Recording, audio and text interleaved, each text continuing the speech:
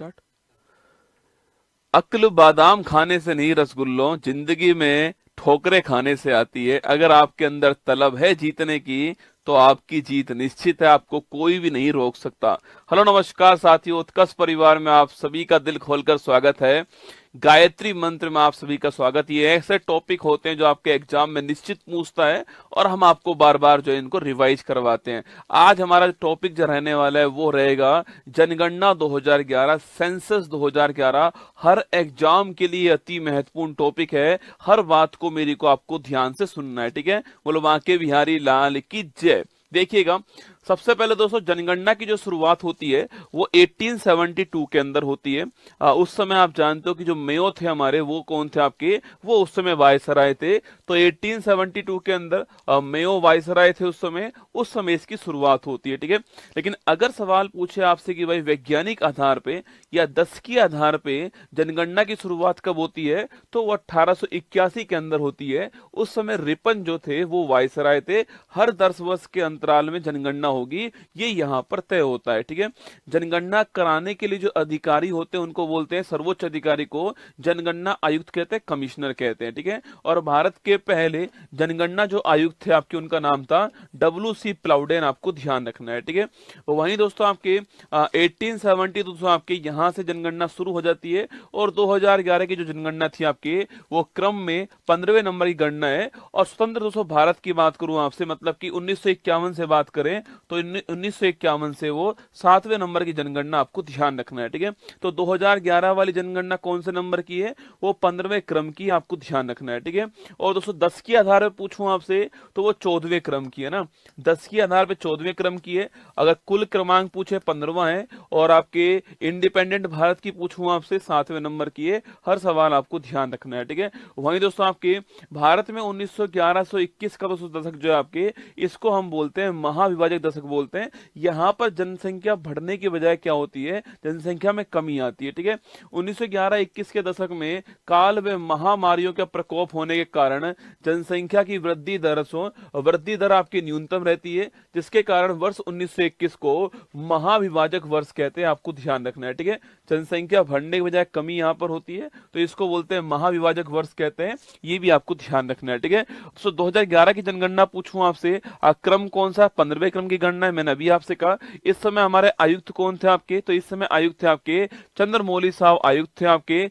आदर्श वाक्य पूछूं आपसे क्या है, हमारी जनगणना हमारा भविष्य, आवर सेंसस आवर फ्यूचर जो है वो इस बार जो है आदर्श वाक्य था, 15वें क्रम की, आपको ध्यान रखना है, ठीक है। 15वीं जनगणना 11 के तहत भारत की जनसंख्या 121.09 करोड़ थी, जो चीन के बाद दूसरा स्थान रखता है। और वर्तमान में आप सभी को बधाई हो, आप सभी के अथक प्रयास से भारत जो है पहला स्थान पर आ चुका है वर्तमान में। पर अगर पूछूं आपसे 2011 का जो सेंसस था उसमें भारत दूसरे स्थान पर है, पहले स्थान पर आपका चीन था, ठीक है।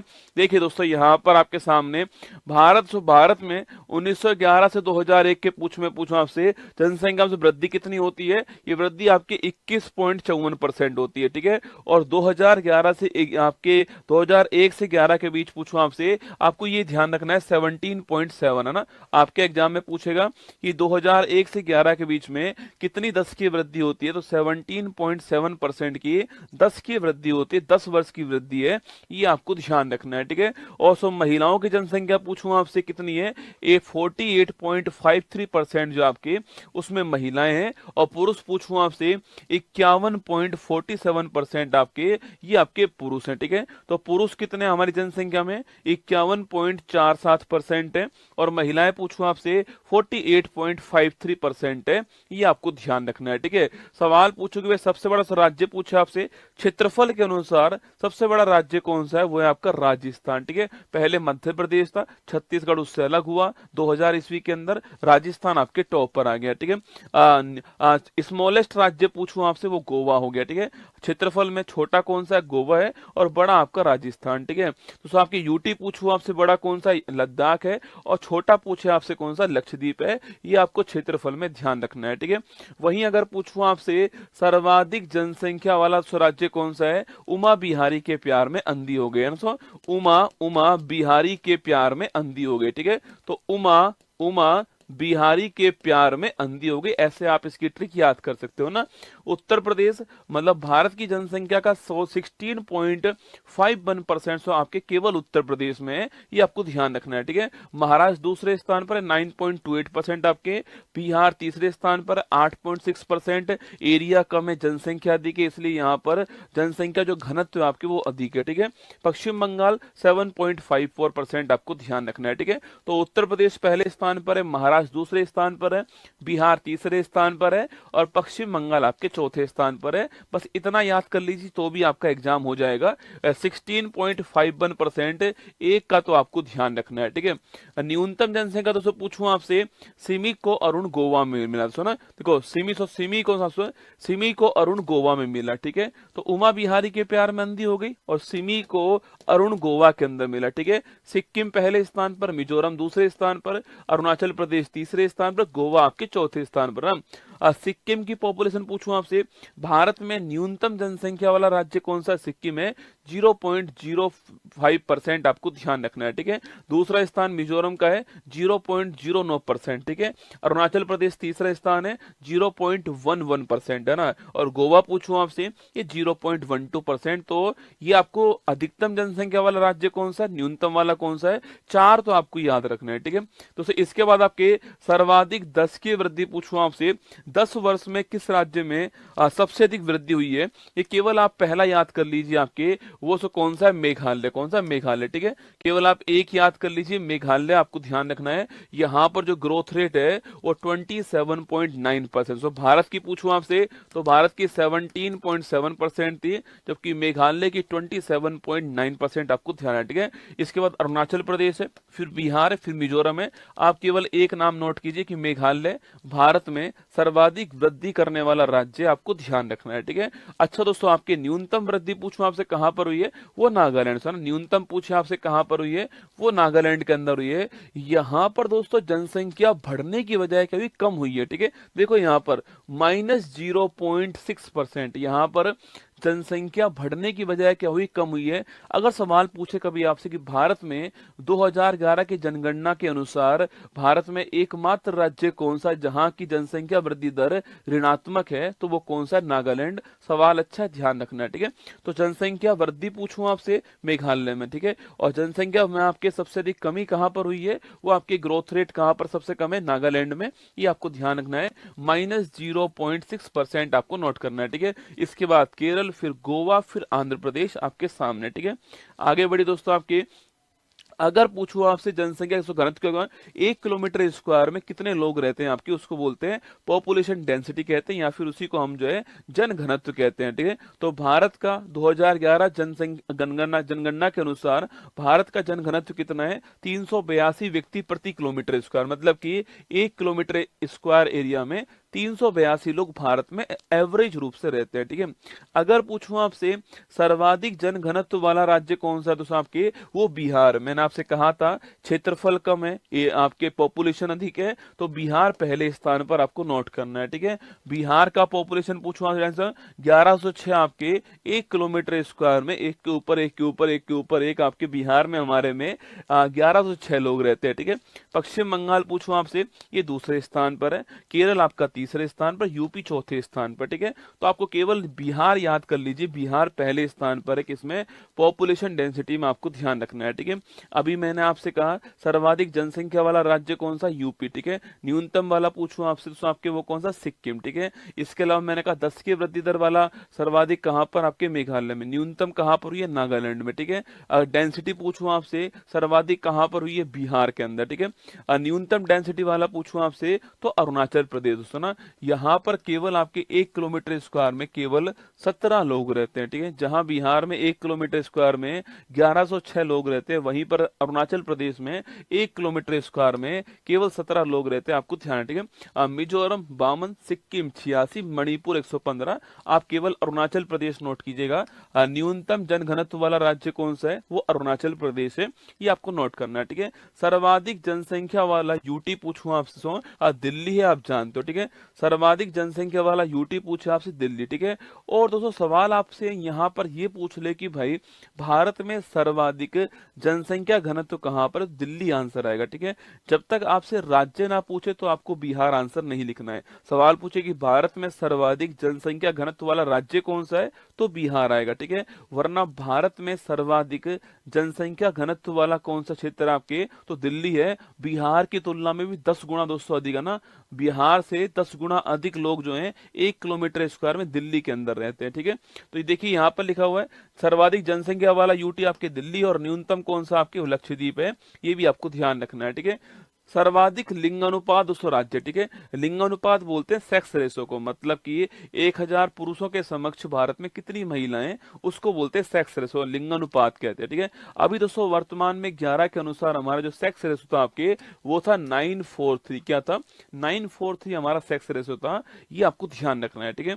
अगर पूछूं भारत में कहां पर सर्वाधिक सेक्स रेशो है आपके, तो वो केरल के अंदर सर्वाधिक हमारे यहाँ पर लिंग अनुपात दोस्तों हमारे यहाँ पर है 1084। मतलब कि भाई साहब 1000 पुरुषों के ऊपर केरल में 1084 महिलाएं। बोलो बाकी बिहारी लाल की जय। 1000 पुरुष हैं, 1084 जो है वहां पर महिलाएं केरल के अंदर। केरल भारत का एकमात्र ऐसा राज्य है जहां पर लिंगानुपात 1000 से अधिक है, ठीक है। एकमात्र ऐसा राज्य केरल कौन सा है, केरल है आपके वो, जहां पर भारत में लिंगानुपात 1000 से अधिक है। केरल आपको ध्यान रखना है, ठीक है। उसके बाद तमिलनाडु दूसरे स्थान पर है, आंध्र प्रदेश तीसरे पर, मणिपुर। केवल आप केरल नोट कर लीजिए कि भाई भारत में सर्वाधिक सेक्स रेशो वाला राज्य कौन सा, केरल है, 1084 आपको ध्यान रखना है। तमिलनाडु दूसरे स्थान पर, ठीक है। और सो कहां पर न्यूनतम दोस्तों आपके पूछूं आपसे, वो हमारा हरियाणा, दूध घाट की नगरी दोस्तों आपके हरियाणा आपके। इसलिए दोस्तों हमने बेटी बचाओ बेटी पढ़ाओ अभियान कहां से, हरियाणा के पानीपत से शुरू किया था। अब स्थिति यहाँ पर थोड़ी बेहतर हो रही है, ठीक है। हरियाणा पूछूं आपसे, यहाँ पर 1000 पुरुषों पर 879 महिला दोस्तों ना, 1000 पुरुषों पर 879 महिला। भाई साहब विकट समस्या रसगुल्ला, कुवारों की स्थिति बहुत खराब है, ठीक है। तो हरियाणा पहले स्थान पर, सिक्किम दूसरे स्थान पर है, पंजाब और उत्तर प्रदेश आपके सामने, यूपी भी रसगुल्ला ज्यादा नहीं है, ठीक है। तो यहाँ भी दोस्तों आपके, यहाँ भी 88 पुरुष आपके क्या है, एक्स्ट्रा है, ठीक है। 88 पुरुष उत्तर प्रदेश में भी एक्स्ट्रा है, ध्यान रखना है ना। तो सर्वाधिक लिंगानुपात केरल में, न्यूनतम कहां पर, हरियाणा में, ठीक है। ये आपको ध्यान रखना है, ठीक है। 0 से 6 आयु पूछूं आपसे, तो बच्चों का पूछे आपसे, इसको बोलते हैं बाल लिंगानुपात, बोलते हैं चाइल्ड सेक्स रेशो, ठीक है। 0 से 6 ईयर के जो बच्चे हैं आपके, उनमें चाइल्ड सेक्स रेशो पूछूं आपसे, उसमें अरुणाचल प्रदेश आपके टॉप पर है 972 के साथ में, ठीक है। अरुणाचल प्रदेश उसमें टॉप पर है। और न्यूनतम पूछो कहां पर आपके, हरियाणा न्यूनतम आपके 834 है ना।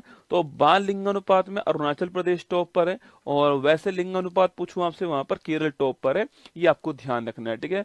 वहीं दोस्तों लिटरेसी की बात करूं आपसे, कहीं कहीं आपको 74% भारत की लिटरेसी मिलती है, जो कि गलत है दोस्तों। आपके जो फाइनल आंकड़े जो आए थे ना, उस फाइनल आंकड़े में भारत की लिटरेसी जो है, साक्षरता जो है, वो 2011 के अंदर 73% आपको ध्यान रखनी इतनी थी, जिसमें पुरुष 80.09% थे, और महिलाएं लिखना आपके, ये आपके 64.60% महिलाएं थी। पुरुष और महिलाओं के बीच में लिटरेसी गैप आपके बहुत बड़ा है, जो कि एक विकट समस्या है ना।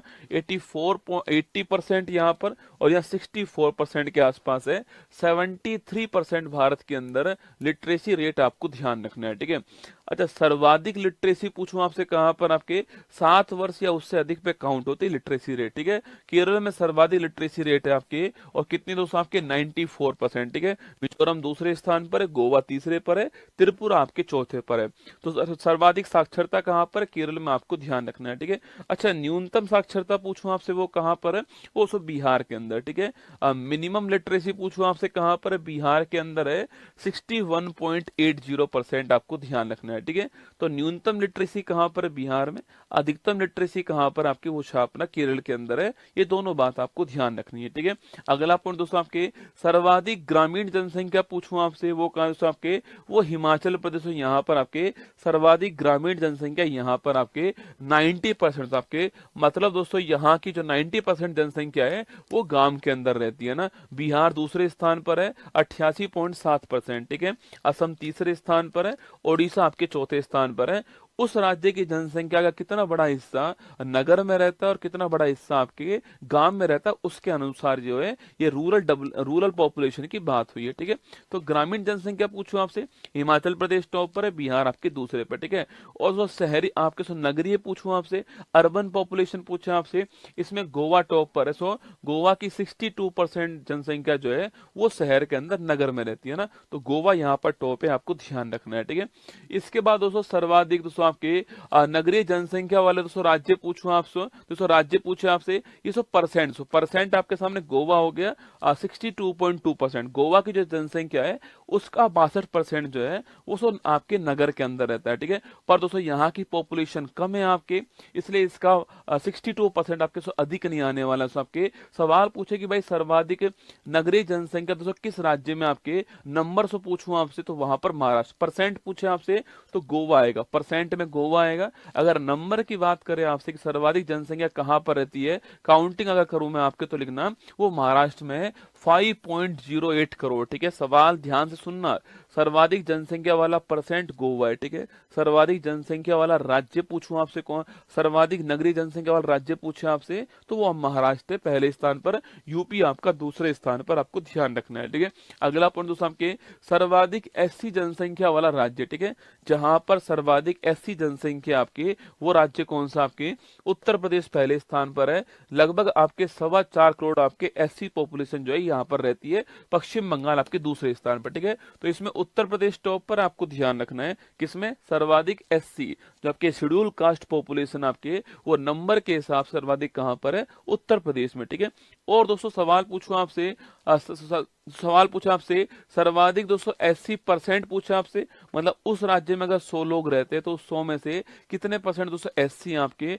वो सर्वाधिक कहां पर है, वो पंजाब में। ठीक है, यहाँ दोस्तों आपकी यहाँ पर 100 में से 31.9 लगभग 32 लोग जो है आपके वो एससी हैं। ठीक है, तो पंजाब में सर्वाधिक परसेंट के हिसाब से एससी हैं, और वहां आपके पूछूं आपसे उत्तर प्रदेश में आपके नंबर के हिसाब से हेड काउंटिंग में आपके उत्तर प्रदेश जो है वो पहले स्थान पर है, ये आपको ध्यान रखना है। ठीक है, सर्वाधिक दोस्तों एसटी जनसंख्या वाला पूछूं आपसे, वो कौन आपके, ये एससी एसटी वाले सवाल एग्जाम में आजकल पूछते हैं, क्योंकि यही सवाल का स्कोप है आपके नया जो है कि एसटी एसटी वाला पूछूंगा। सर्वाधिक दोस्तों एसटी पूछूं आपसे, शेड्यूल ट्राइब पूछे आपसे, अनुसूचित जनजाति पूछूं आपसे, उसमें दोस्तों हेड काउंटिंग में कौन पहले स्थान पर है, मध्य प्रदेश पहले स्थान पर है।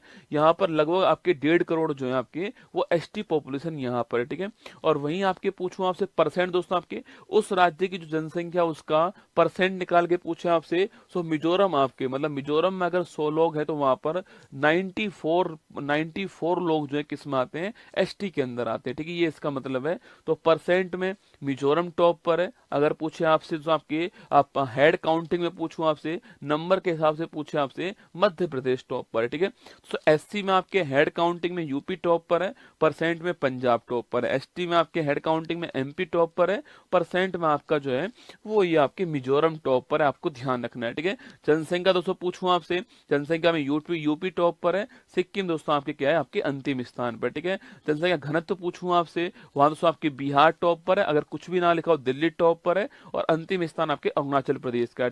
ग्रोथ रेट पूछे आपसे, वहां पर आपके ग्रोथ रेट में मेघालय टॉप पर है, और अंतिम स्थान पर नागालैंड आपके माइनस ग्रोथ रेट।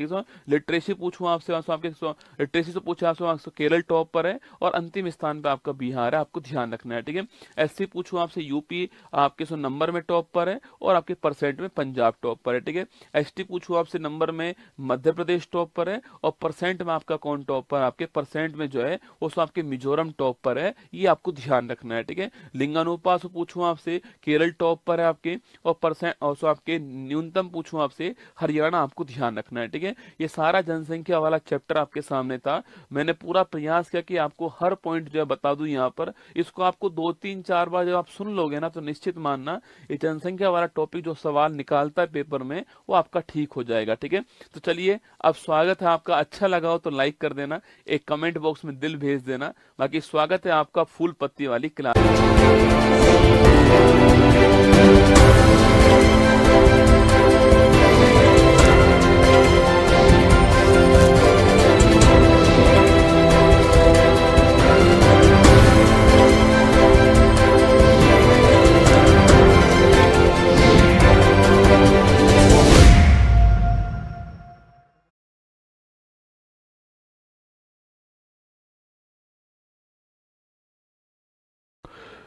हेलो नमस्कार गुड मॉर्निंग सुप्रभात मेरे शेर से उत्कर्ष परिवार में आप सभी का दिल खोलकर स्वागत है। आप सभी को दिल खोलकर राम राम।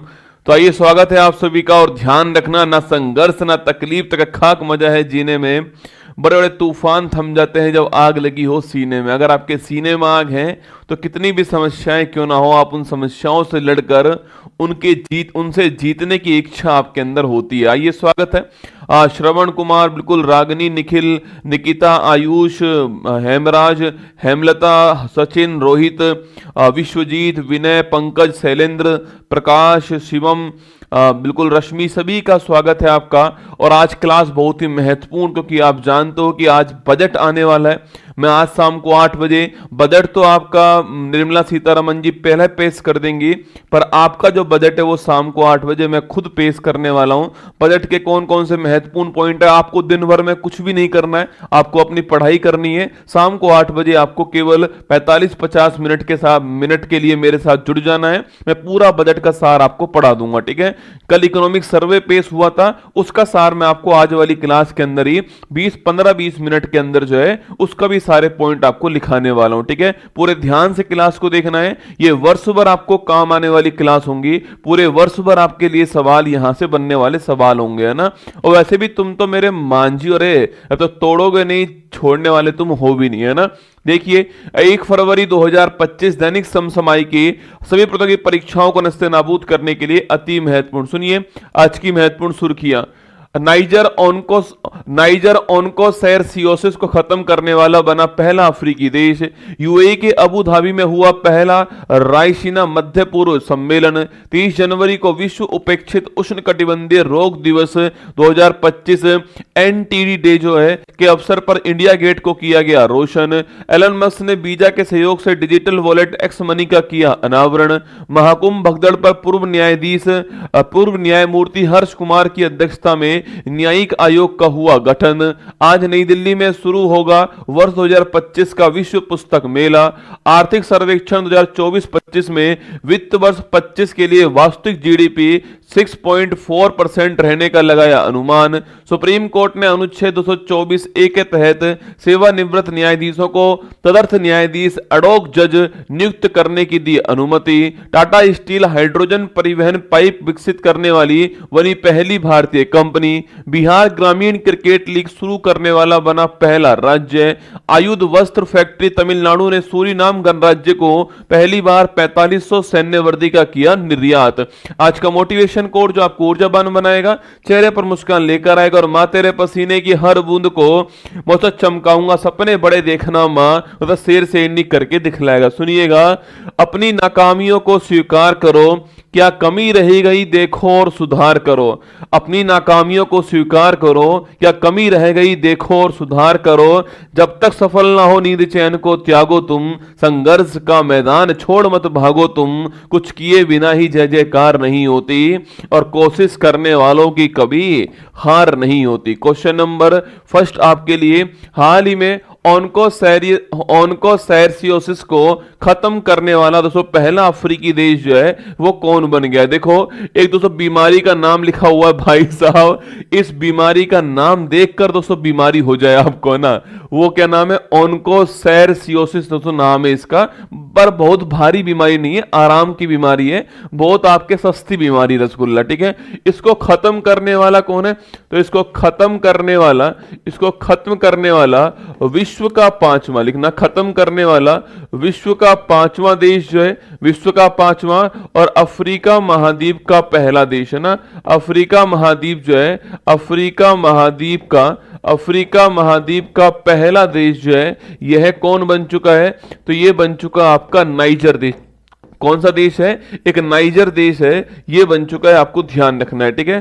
तो ओन्कोसैरसियोसिस जो है इसको समाप्त करने वाला विश्व का 5वां देश और अफ्रीका महाद्वीप का पहला देश कौन बन चुका है? ये नाइजर बन चुका है, आपको ध्यान रखना है। ठीक है, अब पहला पॉइंट तो आपके दिमाग में ये सवाल आएगा, सर ये ऑनकोसैरसियोसिस जो है यह क्या है? ठीक है, इसको सिंपल लैंग्वेज में कहते हैं रिवर ब्लाइंडनेस। क्या बोलते हैं इसको? सिंपल लैंग्वेज में बोलते हैं रिवर ब्लाइंडनेस। क्या बोलते हैं? River blindness. ठीक है, मतलब आप ये तो समझ ही चुके हो कि इसमें दोस्तों होने वाला क्या है। तो इसमें होने वाला है अंधापन। क्या होने वाला है? इसमें ब्लाइंडनेस होने वाला है, अंधापन होने वाला है। लेकिन ये अधिकांश कब होता है? आपके जो नदी होती है, इस नदी के किनारे जो रहते हैं उनके अंदर ये अधिक होता है। ठीक है, तो ये कहां पर होता है? जो रिवर होती है उसके किनारे पर ये होता है। और ये ब्लाइंडनेस है, ध्यान रखना, क्योंकि जो इसका जो परजीवी है ना वो नदी के किनारे पाया जाता है। जो इसका परजीवी है जिससे ये होता है आपके, उस परजीवी का नाम क्या है? ऑनकोसेरेका परजीवी का नाम है।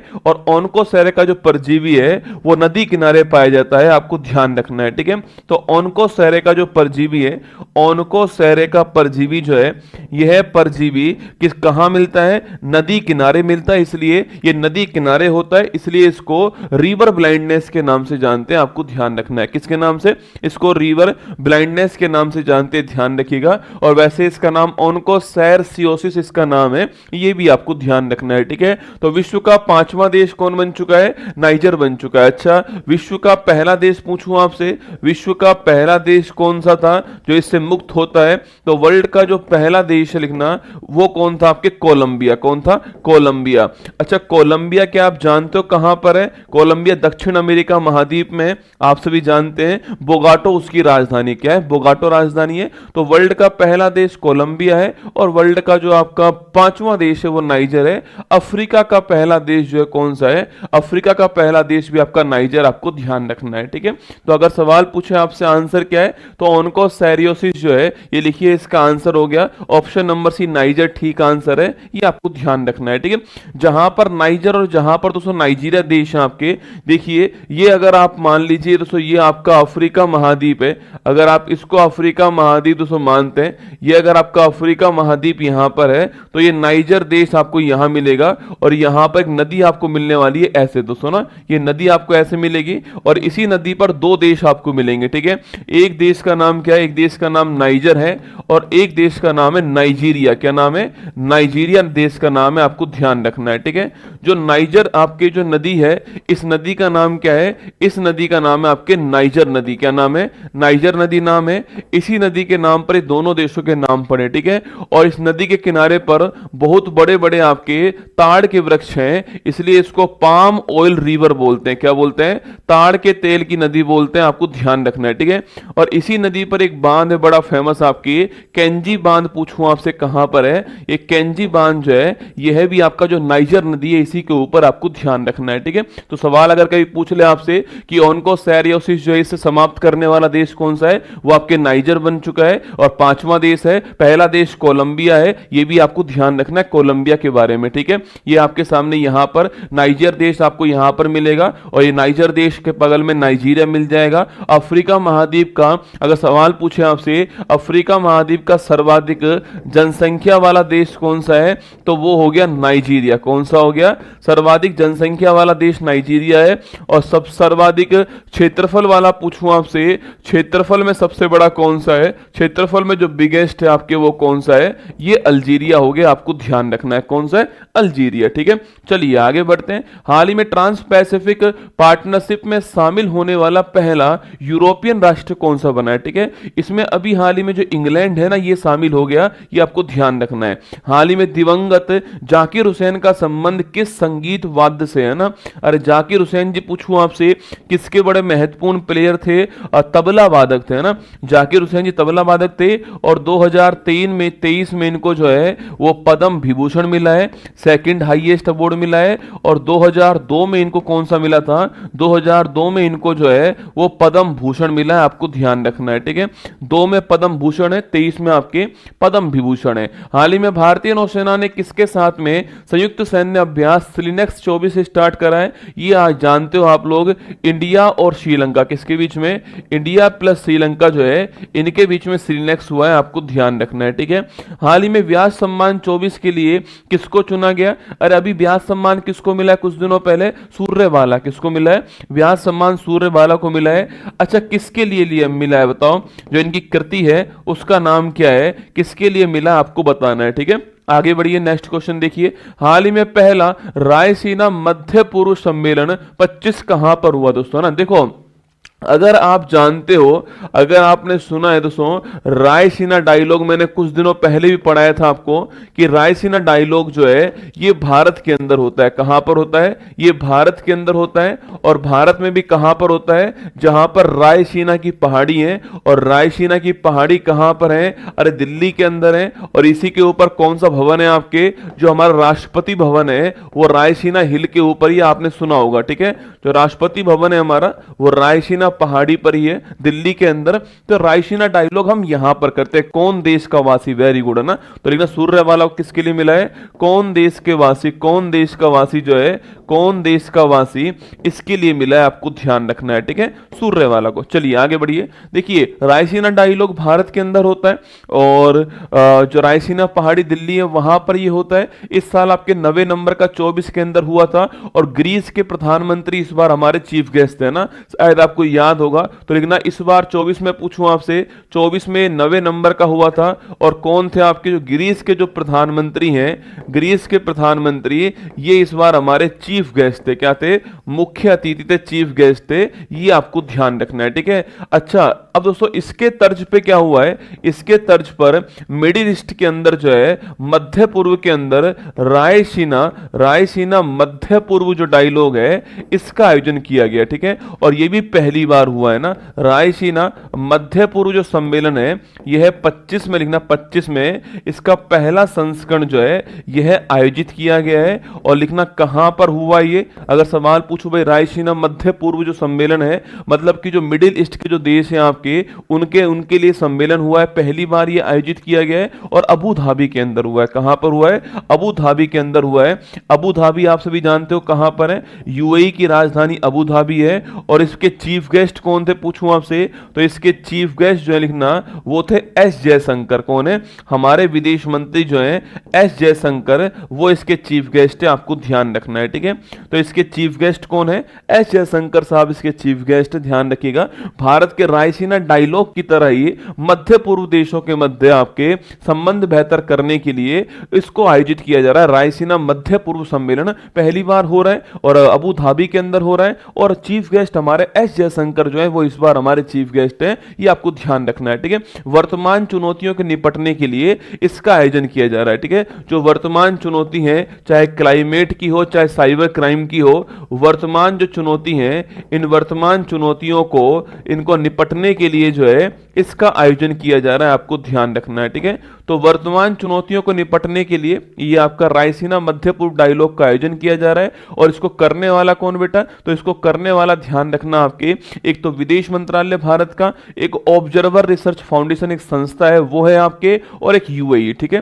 तो इसको 3 लोग आयोजित कर रहे हैं, आपके लिखना इसके आयोजनकर्ता कौन है। तो एक तो आपके कौन सा हो गया, एक तो भारत का विदेश मंत्रालय हो गया, एक तो भारत का विदेश मंत्रालय, एक आपके यूएई की गवर्नमेंट हो गई, और एक संस्था जिसका नाम है ऑब्जर्वर रिसर्च फाउंडेशन। क्या है, ऑब्जर्वर रिसर्च फाउंडेशन, यह संस्था और आपको ध्यान रखनी है, ठीक है। तो ये तीनों मिलकर इसका आयोजन कर रहे हैं। और कहां पर, अबू धाबी के अंदर, option number B correct answer है, यहां पर इसका आयोजन किया जा रहा है। और रायसीना मिडिल ईस्ट डायलॉग 28-29 तारीख को हो चुका है, अबू धाबी के अंदर यूएई के अंदर हुआ है, ध्यान रखना। और इसको कौन कौन कर रहे हैं, तो आपके ऑब्जर्वर रिसर्च फाउंडेशन कर रहा है, और भारत का मिनिस्ट्री ऑफ एक्सटर्नल अफेयर्स कर रहा है, और यूएई की गवर्नमेंट जो है वो कर रही है। तीनों आपको यहां पर जो है लिखा हुआ है, ठीक है। डायलॉग का मतलब है बैठकर बातचीत करेंगे, डायलॉग, ठीक है। जैसे थड़ी पर आप लोग जो करते हो ना, वही डायलॉग है ना। जो थड़ी पर बैठकर तुम लोग जो है एक चाय के बहाने जो तुम लोग बातचीत गपशप मारते हो, इसी को डायलॉग कहते हैं ना, इसी को डायलॉग कहते हैं। तो थड़ी पे तुम लोग भी अपना डायलॉग करते रहते हो, ठीक है। चलिए, हाल ही में लोकसभा में एक पेश 129वां संविधान संशोधन जो है, इसका संबंध किससे, ठीक है। और 129वां संविधान संशोधन जो बिल है, ये किसके लिए आया था, वन नेशन वन इलेक्शन, किसके लिए आया है, वन नेशन वन इलेक्शन, एक राष्ट्र एक चुनाव जो है इसके लिए आया, आपको ध्यान रखना है। वर्ष 24 की सैयद मुश्ताक अली ट्रॉफी जो है इसको जीतने वाला कौन है आपके, हाँ पंचायत जो है ना, पंचायत डायलॉग होता है, ठीक है। तो वर्ष 24 की सैयद मुश्ताक अली ट्रॉफी जो है इसको जीतने वाला कौन है, मुंबई जीतने वाला, आपको ध्यान रखना है, ठीक है। आगे देखिएगा, हाल ही में दुनिया का सबसे बड़ा पशु वध उत्सव गड़ी माई महोत्सव कहां पर हुआ है, ये नेपाल के अंदर हुआ है। कहां पर हुआ है, नेपाल के अंदर। हाल ही में वन के विश्वकोश उपनाम से प्रसिद्ध पर्यावरणविद तुलसी गौड़ा का निधन कहां पर हो गया है। अरे तुलसी गौड़ा जी वन के विश्वकोश के नाम से फेमस थे, पद्मश्री अवार्ड भी इनको मिला था, याद कीजिएगा। और कर्नाटक के अंदर जो है इनका निधन हो गया, आपको ध्यान रखना है, ठीक है। नेक्स्ट क्वेश्चन, हाल ही में विश्व उपेक्षित उष्ण कटिबंधीय रोग दिवस 2025 कब सेलिब्रेट हुआ है। देखो ये विश्व उपेक्षित उष्ण कटिबंधीय ना, उष्ण कटिबंधीय रोग दिवस की बात करूं आपसे, रोग दिवस 2025, ठीक है। इसको बोलते हैं क्या, इसको बोलते हैं हम आपके एनटीडी। क्या बोलते हैं इसको, एनटीडी कहते हैं। अच्छा एनटीडी की फुल फॉर्म क्या है बेटा, देखो आपके इसकी फुल फॉर्म है नेग्लेक्टेड ट्रॉपिकल डिजीज। क्या है, नेग्लेक्टेड मतलब उपेक्षित, जिन पर हम ध्यान नहीं देते पर वो रोग भारत को या पूरे विश्व को बहुत प्रभावित करते हैं। जो ट्रॉपिकल जोन में जो लोग रहते हैं उनको प्रभावित करते हैं। आपके ट्रॉपिकल डिजीज है मतलब कि दोस्तों, अगर दोस्तों यह पृथ्वी है हमारी और ये हमारा दोस्तों यहां पर आपके ये कर्क रेखा है 23.5 डिग्री नॉर्थ है, और यहां अगर ये मकर रेखा है 23.5 डिग्री आपके साउथ है, तो इनके बीच में जो ये एरिया है इसको बोलते हम लोग क्या, इसे हम बोलते हैं ट्रॉपिकल जोन। क्या बोलते हैं इसको, ट्रॉपिकल जोन कहते हैं। तो इस ट्रॉपिकल जोन में जो रोग होते हैं उन रोगों को बोलते हैं क्या, आपके ट्रॉपिकल डिजीज कहते हैं। क्या बोलते हैं, ट्रॉपिकल डिजीज कहते हैं। तो ये इसकी फुल फॉर्म है एनटीडी, आपको ध्यान रखना है, ठीक है। नेग्लेक्टेड ट्रॉपिकल डिजीज डे जो है वो कब बनाते हैं आपके, तो वो हर साल आपके 30 जनवरी को बनाते हैं। कब बनाते हैं, 30 जनवरी को बनाते हैं। और ये पहली बार कब बनाया गया था, तो ये पहली बार आपके 2022 में बनाया गया। कब, आपके 2022 में पहली बार बनाया गया था। और इस बार की थीम पूछूं आपसे कि 25 की थीम क्या है, तो 25 की थीम है एकजुट होकर खत्म करें। क्या है, एकजुट हो और खत्म करें, ये इस बार की थीम है। क्या है, एकजुट हो और खत्म करें, ये इस बार की 25 की थीम, आपको ध्यान रखना है, एकजुट हो और खत्म करें, ठीक है। तो जो एनटीडी जो डे आपके सेलिब्रेट 30 जनवरी को होता है, इस बार इस तारीख को जो 30 जनवरी की तारीख को जो हमारा इंडिया गेट है उसको सजाया गया दोस्तों ना, जो इंडिया गेट है हमारा उसको सजाया गया था। और जो इंडिया गेट था उस पे कलर किया गया आपके, और बैंगनी और नारंगी रंग से उसको रोशन किया गया, ठीक है। तो लिखिए आपके दोस्तों इस तारीख को जो हमारा इंडिया गेट है ना, जो हमारा इंडिया गेट है, इस इंडिया गेट को, इंडिया गेट पर बैंगनी और नारंगी रंग की जो आपके बैंगनी और नारंगी रंग की जो रोशनी, आपके नारंगी रंग की रोशनी जो है इसको यहां पर किया गया, जिसका मतलब था कि हमें जल्दी से जल्दी एकजुट होकर के इनको समाप्त करना है। ये इसका मतलब था, बैंगनी और नारंगी रंग की रोशनी से इंडिया गेट को सजाया गया, आपको ध्यान रखना है, ठीक है। और 30 जनवरी को ये उष्णकटिबंधीय दिवस जो है और रोग दिवस आपकी सेलिब्रेट होता है, ये आपको ध्यान रखना है, ठीक है। और दोस्तों इस बार आपके दो रोग के ऊपर फोकस किया गया है, ठीक है, क्योंकि वो दो रोग हम ज्यादा कुछ उसके बारे में जानते नहीं है, पर आपको ध्यान रखना है कि वो दो रोग कौन से आपके, कालाजार और फाइलेरिया, ठीक है।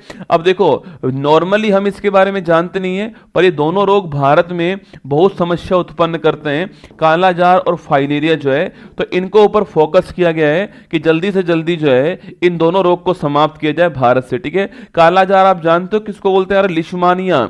अच्छा आप में से कौन कौन मुझे बताएगा कि लिशमानिया का वाहक कौन है, कौन सी मक्खी जो है वो इसकी वाहक थी, ये आप में से कौन बताएगा, ठीक है। बाकी आप जानते हो कि जो प्रोटोजोआ है उससे होने वाला रोग कौन सा, आपके उससे होने वाला रोग आपके लिशमानिया है, कालाजार है, इसका वाहक का नाम आपको छापना है दोस्तों ना। फाइलेरिया पूछूं आपसे, फाइलेरिया किससे होता है दोस्तों आपके, अरे फाइलेरिया किससे होता है, तो बुचेरिया ब्रोंकोप्टाई किससे होता है, बुचेरिया ब्रोंकोप्टाई से होता है, ये आपको ध्यान रखना है, ठीक है। फाइलेरिया किससे होता है, ब्रोचेरिया ब्रोंकोप्टाई से होता है, ये ध्यान रखिएगा, ठीक है। अच्छा कालाजार किससे होता, कालाजार का प्रोटोजोआ हो गया, और कालाजार का वाहक कौन है, सैंड फ्लाई लिखना। कालाजार का वाहक कौन है, सैंड फ्लाई जो है, बालू मक्खी, अरे मिट्टी में मत खेलो काले हो जाओगे ना, बालू मक्खी, ठीक है, बालू में मत खेलो ना, बालू में मत खेलो काले हो जाओगे, ठीक है, तो मिट्टी में मत खेलो काले हो जाओगे, सैंड फ्लाई जो है ये काला जार का वाहक हो गया, आपको ध्यान रखना है ना। तो लिखिएगा हमारा answer option number D answer है, 30 जनवरी हमारा करेक्ट आंसर है। काला जार फाइलेरिया पे फोकस किया गया, ध्यान रखना। अच्छा आज तारीख कौन सी है, आज तारीख जो है आपकी वो कौन सी है, वो है 1 फरवरी। कौन सी है आज तारीख जो है वो 1 फरवरी आपकी, ठीक है, आज की तारीख कौन सी है, आज की तारीख आपकी 1 फरवरी है ना। और 1 फरवरी को आप जानते कौन सा डे होता है, इंडियन कोस्ट गार्ड डे होता है। कौन सा होता है, इंडियन कोस्ट गार्ड डे जो है ये आपका 1 फरवरी को होता है, ठीक है। इंडियन कोस्ट गार्ड डे जो है, भारतीय तटरक्षक दिवस जो है आपके, ये कौन सी तारीख को होता है, ये आपका 1 फरवरी को होता है, आपको ध्यान रखना है ना। तो आज कौन सा डे है, आज इंडियन कोस्ट गार्ड डे, लगे हाथ इसको भी आप अपनी कॉपी के अंदर छाप लीजिए, ठीक है। चलिए आगे देखिएगा, नेक्स्ट क्वेश्चन आपके सामने, हाल ही में केरल में आयोजित एडमिरल कप सैलिंग रेगाटा का 13वां संस्करण जो है, यह जीतने वाला कौन है, तो यह जीतने वाला आपका रूस हो गया। कौन है, रूस जीतने वाला, ठीक है। हाल ही में सर्वेक्षण पोत परियोजना के दूसरे जहाज INS निर्देशक का कमीशनिंग समारोह कहां पर हुआ, अरे पहले का नाम क्या था, पहले का नाम संध्याक, ठीक है, भारत का पहला सर्वे पोत संध्याक था। दूसरा कौन सा, दूसरा निर्देशक है, ध्यान रखना। अच्छा पूछूं आपसे इसको कहां पर शामिल किया है, विशाखापट्टनम के अंदर। कहां पर किया है, विशाखापट्टनम के अंदर जो है इसको शामिल किया गया, आपको ध्यान रखना है, ठीक है। चलिए एक नेक्स्ट क्वेश्चन की ओर बढ़ते हैं। हाल ही में नॉर्वे का पहला TT वाल्डनर कप 24 जो है यह जीतने वाला एशिया टीम में शामिल एकमात्र भारतीय खिलाड़ी कौन है, ठीक है। तो सवाल पूछूं आपसे, TT का मतलब हो गया टेबल टेनिस, क्या होगा, TT का मतलब टेबल टेनिस हो गया, और मानिका बत्रा जो है आपके, मानिका बत्रा जीतने वाली, आपको ध्यान रखना है, ठीक है। TT का मतलब टेबल टेनिस हो गया और मानिका बत्रा आपकी जीतने वाली है ना। हाल ही में इसरो ने CE-20 क्रायोजेनिक इंजन का सफल परीक्षण जो है वो कहां पर किया है, ठीक है। अरे CE-20 भारत में क्या है, क्रायोजेनिक इंजन है, ठीक है, जिसमें क्रायोजेनिक फ्यूल होता है, वो क्रायोजेनिक इंजन हो गया ना। अच्छा पूछूं आपसे इसकी टेस्टिंग कहां पर की, लिखना, जो महेंद्रगिरी स्थान है तमिलनाडु के अंदर, यहां पर टेस्टिंग की, आपको ध्यान रखना है, ठीक है। महेंद्रगिरी जो स्थान तमिलनाडु में, यहां पर टेस्टिंग की, आपको ध्यान रखना है। अरे एग्जाम है, मैं जानता हूं एग्जाम है आपका, पर एक बात मुझे बताओ कि डरने से क्या एग्जाम पोस्टपोन्ड होगा, नहीं होगा। डरने से क्या एग्जाम पास हो जाएगा, नहीं होगा। एग्जाम को फाइट करने से पास होगा, ठीक है। और ये आपके साथ नहीं, सबके साथ, जिनका भी एग्जाम, जैसे कल मान लेते हैं 2 फरवरी का RS का एग्जाम है, ये RS का हर विद्यार्थी के साथ यही हालत है जो आपके साथ है। 4-5 फरवरी आपके 4-5 फरवरी से आपके SSC GD के एग्जाम चालू होने वाले हैं, तो सबके साथ में कंडीशन वही है रसगुल्ला, आप अकेले नहीं हो, ठीक है, सबके साथ में ऐसा ही हो रहा है ना। तो बस पूरे ध्यान से जो पढ़ा रहा हूं उस पर फोकस करो और एग्जाम को फोड़ के आना, ठीक है।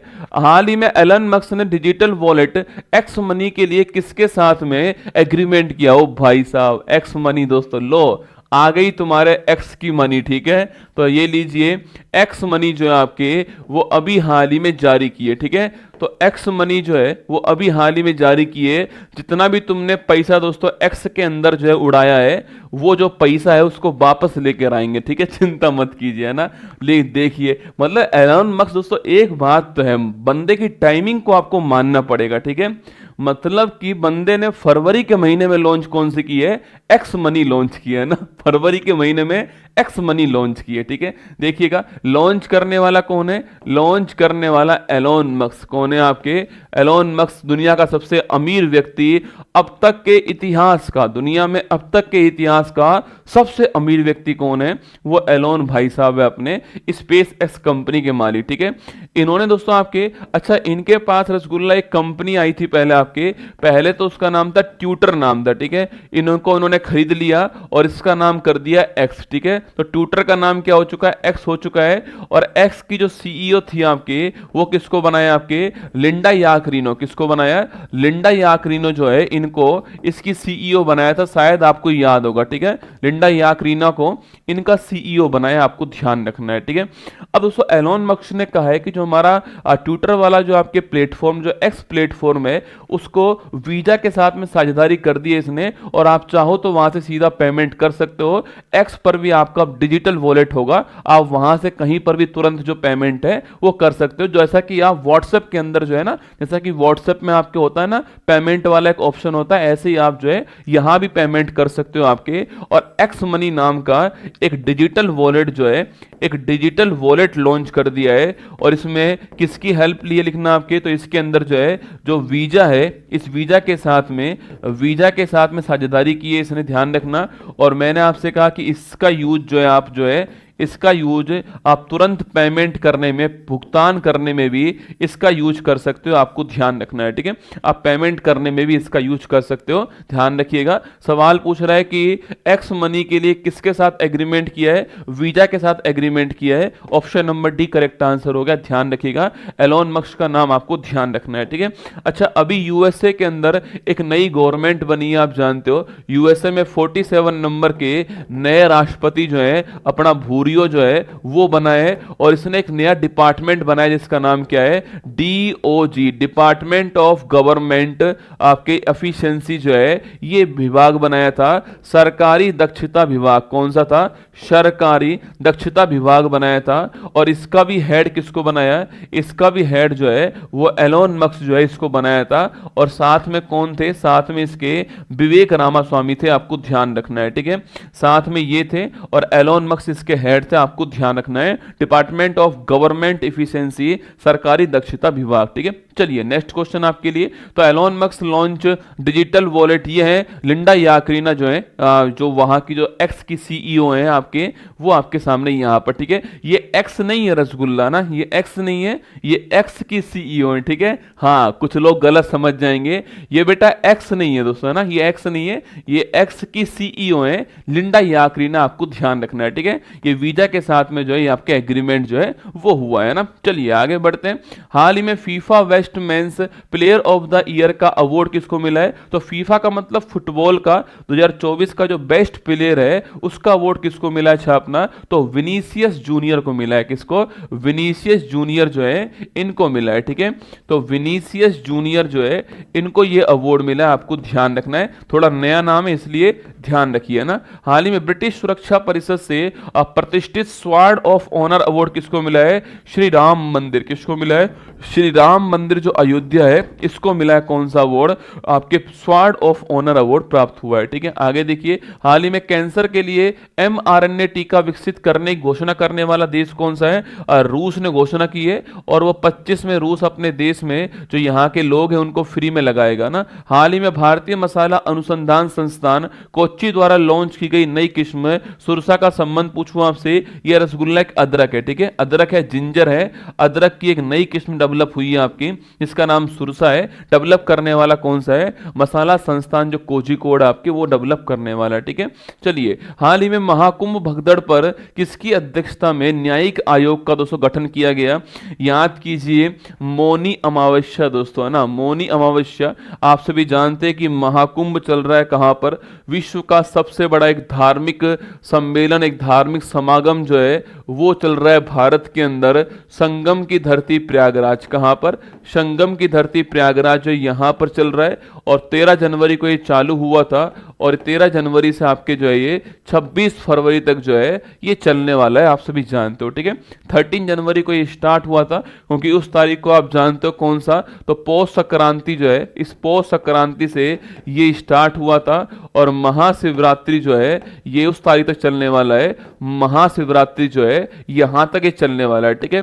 तो सर इसमें बीच बीच में कुछ बड़े महत्वपूर्ण दिन थे, जिन दिन आपके, आप सभी जानते हो कि उस दिन आपके अमृत स्नान होता है, ठीक है।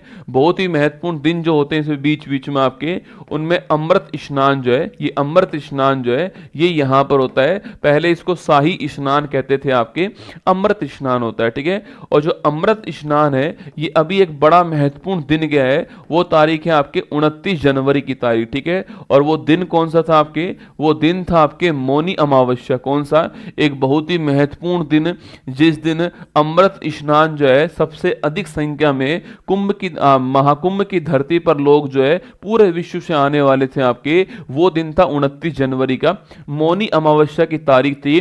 भीड़ से खचाखच आपके संगम जो है प्रयागराज जो है वो भीड़ से खचाखच दोस्तों वहां पर भरा हुआ था। और वहीं पर क्या हुई, वहीं पर आपके जो भगदड़ है आपके उसकी घटना होती है। अब वो एक स्थान पे हुई, दो स्थान पे हुई, कितनी बड़ी संख्या में हुई है इसकी कोई प्रमाणिक जानकारी जो है वो किसी के पास में भी नहीं है, पर भगदड़ हुई है ये बात तय हो चुकी है कि भाई जो भगदड़ वहां पर हुई थी आपके उसमें बहुत सारी जानें भी गई हैं, बहुत सारे लोग आपके लापता हो गए, बहुत सारे लोग जो है वहां पर आपके चोटिल भी हुए हैं, आपके अपने जो है अपनों से बिछड़ गए वहां पर जो है। तो ये भगदड़ की जो घटना हुई थी, अब इसकी जांच के लिए एक आयोग बनाया गया, ठीक है। इसकी जांच के लिए जो है, इसकी जांच के लिए यहां पर एक आयोग गठित किया गया है। और ये जो आयोग होगा आपके इसमें कुल मिलाकर के 3 मेंबर होंगे। कितने होंगे? इसमें कुल मिलाकर 3 मेंबर होंगे। और ये जो आयोग है इसका जो अध्यक्षता करने वाले हैं वो करने वाले कौन? इलाहाबाद हाई कोर्ट के पूर्व न्यायाधीश। कौन है? इलाहाबाद हाई कोर्ट के पूर्व न्यायाधीश जो हैं, पूर्व न्यायाधीश, ये इसकी अध्यक्षता करने वाले हैं, जिनका नाम आपके जस्टिस आपके हर्ष कुमार। क्या है? जस्टिस हर्ष कुमार जी जो है वो इसकी अध्यक्षता करेंगे, आपको ध्यान रखना है, ठीक है। 3 मेंबर इसके अंदर होंगे। कितने होंगे? 3 मेंबर होंगे।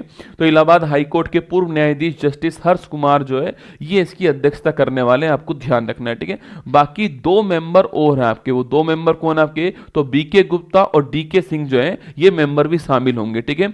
इसके अलावा वीके गुप्ता जी शामिल होंगे इसके अंदर।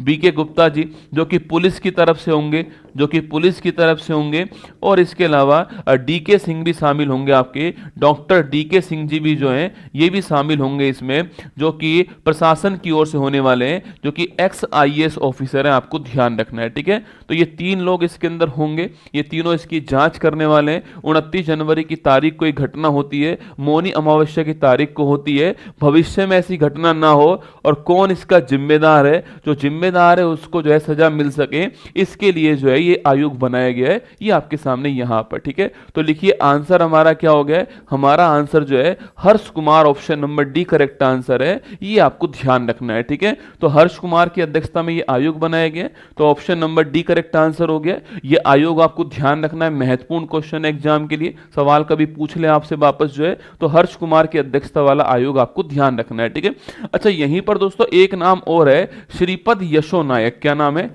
श्रीपद यशो नायक, ठीक है।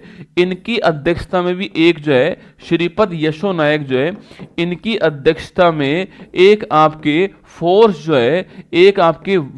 है, टास्क फोर्स जो है इसका निर्माण किया गया है, ठीक है। श्रीपद यशो नायक जो है इनकी अध्यक्षता में एक टास्क फोर्स जो है इसका निर्माण किया गया है। और यह टास्क फोर्स जो है जो बिजली वितरण करने वाली जो कंपनी है, आपके जो कंपनी है इसको करने वाली, इनके लिए आपके बनाई गई है, आपको ध्यान रखना है, ठीक है। कभी सवाल पूछे ना आपसे कि श्रीपद यशो नायक टास्क फोर्स जो है इसका निर्माण क्यों किया गया, लिखना आपके। तो इसका निर्माण बिजली वितरण वाली जो कंपनी है इनके लिए किया गया, आपको ध्यान रखना है, ठीक है। 3 जगह पर हुआ है। देखो पहले शुरुआत जब हुई तो 1 जगह पर आया था, ठीक है, कि 1 जगह पर हुआ है, ठीक है। फिर बाद में पता लगा कि 2 जगह पर हुआ है, ठीक है। अब जो लोग वहां पर उस समय होंगे, असल में सच्चाई तो वही लोग जानते होंगे कि भाई कितनी जगह पर हुई है और कितनी बड़ी मात्रा में हुई है, ठीक है। अगर आयोग बना है तो सच में कोई घटना बड़ी हुई है ना भाई। आयोग क्यों बना होता? अगर मान लो छोटी सी घटना हुई होती तो आयोग बनाते नहीं।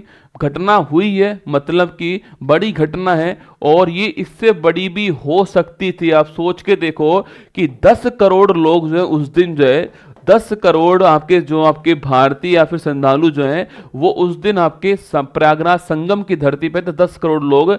अगर ये घटना कितनी बड़ी हो सकती है वो आप सभी जानते हैं, ठीक है।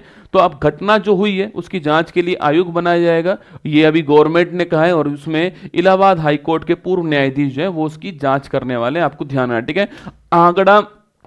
आंकड़ा किसी के पास भी नहीं है ये कितने लोगों की डेथ हुई है। जो आपके ऑफिशियल आंकड़ा वो 30 लोगों का कहता है, पर आप और मैं सब जानते हैं कि वो 30 जो है वो आंकड़ा नहीं है, वो सही आंकड़ा नहीं है, आप और मैं जानते हैं। फिर भी ऑफिशियल आंकड़ा 30 का है, आप सभी जानते हैं, पर 30 का आंकड़ा सही नहीं है, क्योंकि जितना चप्पल जूता और जितना कपड़े वहां पर मिले वो आप सभी परिचित हैं कि महाकुंभ भगदड़ की जांच पर गठित हुई न्यायिक समिति अध्यक्ष ने किए चौंकाने वाले खुलासे जो है, वो अध्यक्ष ने कहा है कि 1 महीने के भीतर जो है मैं इसका जो भी दोषी होगा उसको यहां पर सजा मिलनी चाहिए। ठीक है, चलिए हाल ही में अंग्रेजी श्रेणी में किसे साहित्य अकादमी पुरस्कार 24 मिला है। अच्छा, हिंदी वाला बताओ किसको मिला है।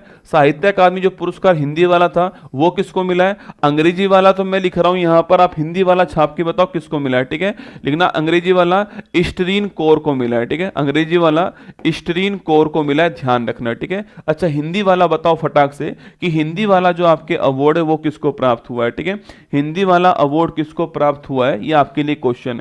1 जनवरी 25 से कहां भीख देना अपराध होगा, ये इंदौर में घोषित किया गया कि यहां पर भीख देना अपराध होगा। ठीक है, हिंदी वाला अवार्ड किसको मिला है, किसी ने बताया भाई साहब। हिंदी वाला अवार्ड किसको मिला है, गगन गिल को मिला है। किसको मिला है, गगन गिल का नाम ध्यान रखना है, हिंदी वाला अवार्ड इनको मिला है। ठीक है, चलिए आगे बढ़िए। हाल ही में क्रिस्टन फोस्टा डॉटिर किस देश की सबसे युवा प्रधानमंत्री बनी है। नाम पे फोकस करो रसगुल्ला।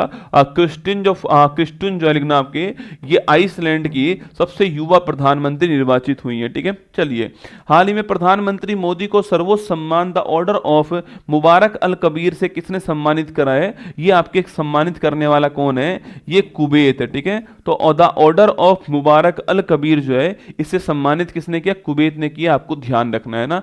विश्व पुस्तक मेले का फोकस देश किसे चुना गया, स्टाल लगाओ।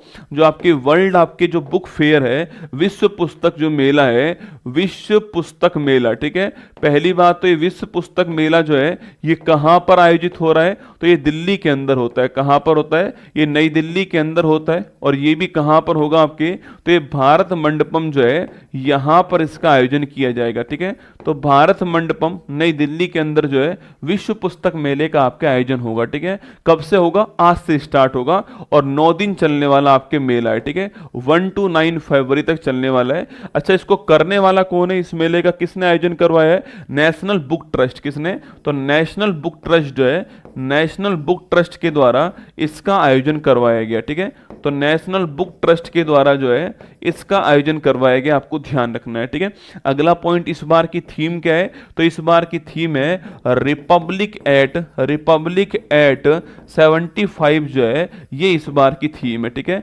रिपब्लिक एट 75 जो है वो इसकी थीम, आपको ध्यान रखना है। ठीक है, अच्छा अगला पॉइंट पूछूं आपसे, इस बार फोकस कंट्री कौन है, तो इस बार फोकस कंट्री पूछे आपसे कौन लिखना, तो फोकस कंट्री जो है, देखो यहीं पर सवाल फोकस कंट्री का है। ठीक है, तो फोकस कंट्री कौन आपके, तो रूस जो है, रूस इस बार क्या है भारत का फोकस कंट्री, आपको ध्यान रखना है। ठीक है, तो रूस फोकस कंट्री है। इसका इनॉग्रेशन कौन करेंगे आज, तो भारत की राष्ट्रपति द्रौपदी मुर्मू जी जो है आपकी, वो इसका इनॉग्रेशन करने वाली है आज, आपको ध्यान रखना है। ठीक है, भारत की राष्ट्रपति द्रौपदी मुर्मू जो है वो इसका आज इनॉग्रेशन करेंगी, आपको ध्यान रखना है। ठीक है, तो देखो विश्व पुस्तक मेला न्यू दिल्ली के अंदर हुआ है, भारत मंडपम के अंदर हुआ है, 1 से 9 फरवरी के बीच में होगा, नेशनल बुक ट्रस्ट के द्वारा आयोजन किया गया है। थीम इसकी रिपब्लिक एट 75 थीम है इसकी, फोकस कंट्री रूस है, उद्घाटन द्रौपदी मुर्मू करेंगी, आपको ध्यान रखना है। ठीक है, तो लिखिएगा रूस, ऑप्शन नंबर 1 जो है ये फोकस कंट्री हो गया है। विश्व का सबसे बड़ा देश आपका जो रूस है वो फोकस कंट्री है, नई दिल्ली के अंदर होगा, हॉल नंबर 2 से 6 के बीच में भारत मंडपम में होने वाला है। 40 देश आपके भाग लेंगे, 600 इवेंट इसमें होने वाले हैं, 2000 स्टॉल जो है आपके वो इसके अंदर आपके लगने वाली है। ठीक है, थीम है रिपब्लिक एट 75 थीम है, ये आपको ध्यान रखना है। नई दिल्ली के अंदर 1 से 9 फरवरी के बीच में इसका आयोजन किया जा रहा है। ठीक है, हाल ही में भारतीय महिला क्रिकेट टीम ने किसे हराकर पहला अंडर 19 T20 महिला एशिया कप जो है ये जीत लिया। पहली बार आपके जीता है, ये आपको ध्यान रखना है। ठीक है, तो पहली बार जीता है, किसको हराया, जो बांग्लादेश है इसको इन्होंने हरा दिया। ठीक है, आगे बढ़िए, नेक्स्ट क्वेश्चन आपके सामने। 18वीं भारत वन स्थिति रिपोर्ट 23 के अनुसार अधिकतम अधिकतम वृद्धि वाला राज्य कौन सा है, वन और वृक्ष में वृद्धि करने वाला राज्य कौन सा है आपके, वो छत्तीसगढ़ हो गया। ठीक है, आगे देखिएगा, हाल ही में वित्त मंत्री सीतारमन की अध्यक्षता में जीएसटी परिषद की 55वीं बैठक जो है वो कहां पर हुई है, जैसलमेर के अंदर। कहां हुई है, जैसलमेर में, आपको ध्यान रखना है। ठीक है, हाल ही में चर्चा में रही bring it on the incredible story of my life जो है, यह पुस्तक किसकी है, अरे bring it on the incredible story of my life जो है, इस पुस्तक की बात करूं आपसे, दीपा मलिक। किसकी है, दीपा मलिक की पुस्तक है bring it on the incredible story of my life. किसकी है, दीपा मलिक का नाम आपको ध्यान रखना है। आपसे सबसे महत्वपूर्ण सवाल आप सभी के सामने, जो हमारी जो आंकड़े हैं उनका वास्तविक जो आंकड़े हैं उनको बताने वाला इकोनॉमिक सर्वे। ठीक है, आर्थिक सर्वेक्षण 24-25 में वित्त वर्ष 25 के लिए वास्तविक जीडीपी का कितने प्रतिशत रहने का अनुमान दोस्तों लगाया गया है। ठीक है, अब देखिएगा, ये आपके लिए सबसे महत्वपूर्ण सवाल है।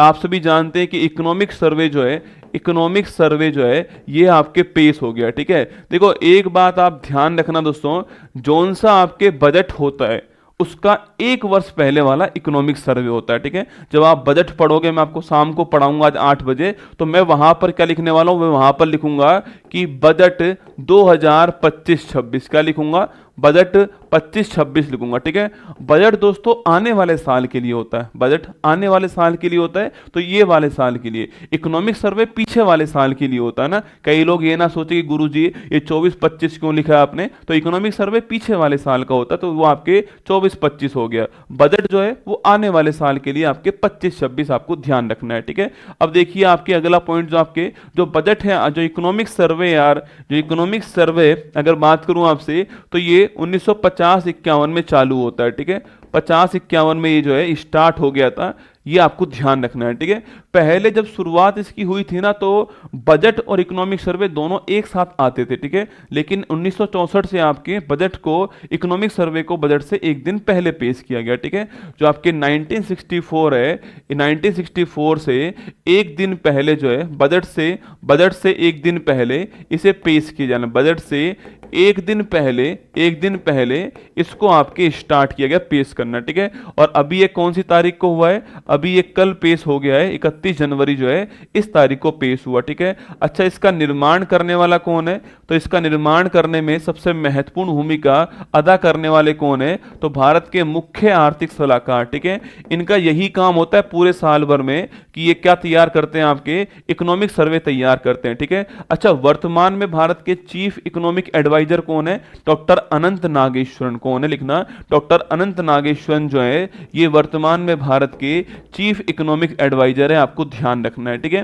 तो इन्होंने ये पेश करा है, और भारत का जो वित्त मंत्रालय होता है, यह वित्त मंत्रालय जो है इसका निर्माण करवाता है, और इसमें महत्वपूर्ण भूमिका किसकी होती है, जो भारत के चीफ इकोनॉमिक एडवाइजर जो है उनकी सबसे महत्वपूर्ण भूमिका जो है वो इसमें होती है, आपको ध्यान रखना है। ठीक है, इकोनॉमिक सर्वे जो होता है वो आपके जो वास्तविक जो आंकड़े हैं ना, जो वास्तविक जो आंकड़े हैं वो पेश कौन करता है, आपके जो रियल आंकड़े होते हैं इकोनॉमी के, अर्थव्यवस्था के, वो पेश करने का काम किसका है, वो है इकोनॉमिक सर्वे का। ठीक है, चाहे दोस्तों जीडीपी ग्रोथ रेट का हो, चाहे जीडीपी जो है हमारी उसमें जो ग्रोथ रेट है आपके उसका आंकड़ा हो, चाहे दोस्तों आपके महंगाई का आंकड़ा हो, इन्फ्लेशन का आंकड़ा हो, चाहे आपके बेरोजगारी का आंकड़ा हो, चाहे आपके एम्प्लॉयमेंट अनएम्प्लॉयमेंट का आंकड़ा हो, चाहे हमारे कृषि उद्योग, इनमें कृषि उद्योग इनकी जो ग्रोथ रेट है उसका आंकड़ा हो, चाहे नेशनल हाईवे का दोस्तों आंकड़ा हो, मतलब कोई भी जो आंकड़े होते हैं आपके भारत के अंदर वो पेश किस में होते हैं, वो आपके इस आपका इकोनॉमिक सर्वे के अंदर पेश होते हैं, आपको ध्यान रखना है। ठीक है, अभी दोस्तों क्या हुआ आपके सो, अभी आपके एक आंकड़ा यहां पर जारी हुआ आपके, और वो है इकोनॉमी की ग्रोथ रेट का आंकड़ा। ठीक है, ध्यान से देखना दोस्तों, जो इकोनॉमी की जो हमारी ग्रोथ रेट रहने वाली है आपके, वो 2024-25 के अंदर जो है कितनी रहने वाली है, 6.4%। कितनी, हाँ निर्मला जी भारत की वित्त मंत्री आप जानते हो, तो 24-25 में ग्रोथ रेट कितनी रहने वाली है, 6.4% हमारी ग्रोथ रेट जो है 24-25 के अंदर रहने वाली। ठीक है, और जो अगला साल आपके होगा 25-26 जो होने वाला है, इसको बोलते हैं क्या, इसको बोलते हैं फाइनेंशियल ईयर 26 कहेंगे। ठीक है, इसे बोलेंगे फाइनेंशियल ईयर 25 कहेंगे इस वाले को ना, तो 25-26 में आंकड़ा कितना होगा, ये 6.3% से 6.8% आपके होने वाला है, कब आपके 25-26 के अंदर, ठीक है। और आपके इससे पिछले साल कितना था, आपके 23-24 में कितना था, तो ये 8.2% था, ठीक है। तो आप मेरे साथ दोस्तों नोट करना चालू कीजिएगा। अगर आपसे यहां पर ये पूछ ले दोस्तों, कुछ आंकड़ों की बात करें तो लिखना आपके जो पहला आंकड़ा है वो किसका है, वो है जीडीपी में ग्रोथ रेट। किसका है, जीडीपी जो वृद्धि दर है, इसका आंकड़ा आपको जरूर ध्यान रखना है, ठीक है। जीडीपी जो ग्रोथ रेट है, इसका आंकड़ा आपको निश्चित ध्यान रखना है। तो 2024-25 जो है, या 24-25 की बात करूं, इसे बोलते हैं फाइनेंशियल ईयर 25 कहेंगे, ठीक है इसको ना। इसकी अगर मैं बात करूं आपसे तो यहां पर 6.4% आपके ग्रोथ रेट रहने का अनुमान है, ठीक है।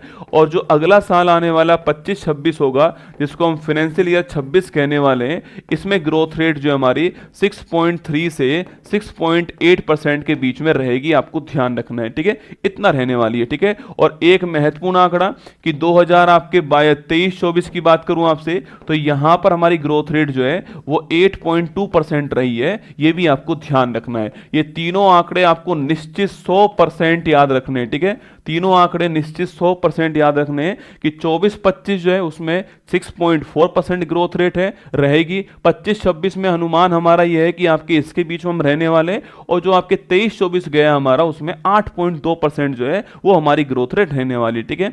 इसके बाद दोस्तों महंगाई की बात करते हैं आपके सो, जो महंगाई का जो आंकड़ा है, आपकी जो सीपीआई जो आंकड़ा है, कंज्यूमर प्राइस इंडेक्स, ठीक है, इसको बोलते हैं उपभोक्ता मूल्य सूचकांक। क्या बोलते हैं, उपभोक्ता मूल्य जो सूचकांक है, इसकी बात करते हैं। कंज्यूमर प्राइस जो इंडेक्स है, इसकी बात करते हैं। मतलब जो उपभोक्ता जो आपके मुद्रास्फीति जो है, जो इन्फ्लेशन जो है ना, इसकी बात करता हूं, ठीक है। मतलब कि कंज्यूमर के लिए जो महंगाई है उसकी बात करते हैं हम आपके। वो इसमें फाइनेंशियल जो 26 है, जो आने वाला साल है, उसमें 4% का अनुमान है, ठीक है। फाइनेंशियल ईयर जो 26 है हमारा, इसमें 4% सीपीआई का अनुमान है, 4% का अनुमान है, आपको छापना है।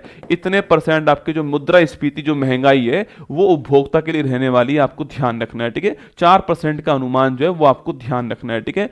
इसके अलावा एक आंकड़ा जो है वो है हमारे पास में कितना विदेशी मुद्रा भंडार है, ठीक है। हमारे पास कितना डॉलर है, कितना पाउंड है, कितना हमारे पास विदेशी मुद्रा भंडार है, इसको बोलते हैं फॉरेक्स, है ना।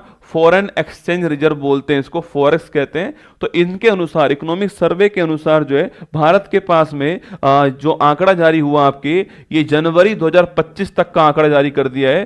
3 जनवरी 2025 तक जो है ये आंकड़ा, मतलब जिस तारीख से इकोनॉमिक सर्वे बनाना शुरू किया इन लोगों ने, वहां तक का आंकड़ा जारी कर दिया लिखना आपके। और कितना रहने वाला दोस्तों आपके, ये देखो यहां पर लिखा हुआ है, ये कितना रहने वाला है, 634.6 बिलियन डॉलर जो है ये आपके हो चुका है, ठीक है। तो लिखिएगा 634.6 बिलियन डॉलर जो है, इतना हमारे पास क्या है, इतना हमारे पास में विदेशी मुद्रा भंडार, आपको ध्यान रखना है, ठीक है। तो 3 जनवरी 25 तक 634.6 बिलियन डॉलर जो है ये हमारा विदेशी मुद्रा भंडार, आपको ध्यान रखना है। इसके अंदर कितना है, 634.6 बिलियन डॉलर, आपको ध्यान रखना है, ठीक है।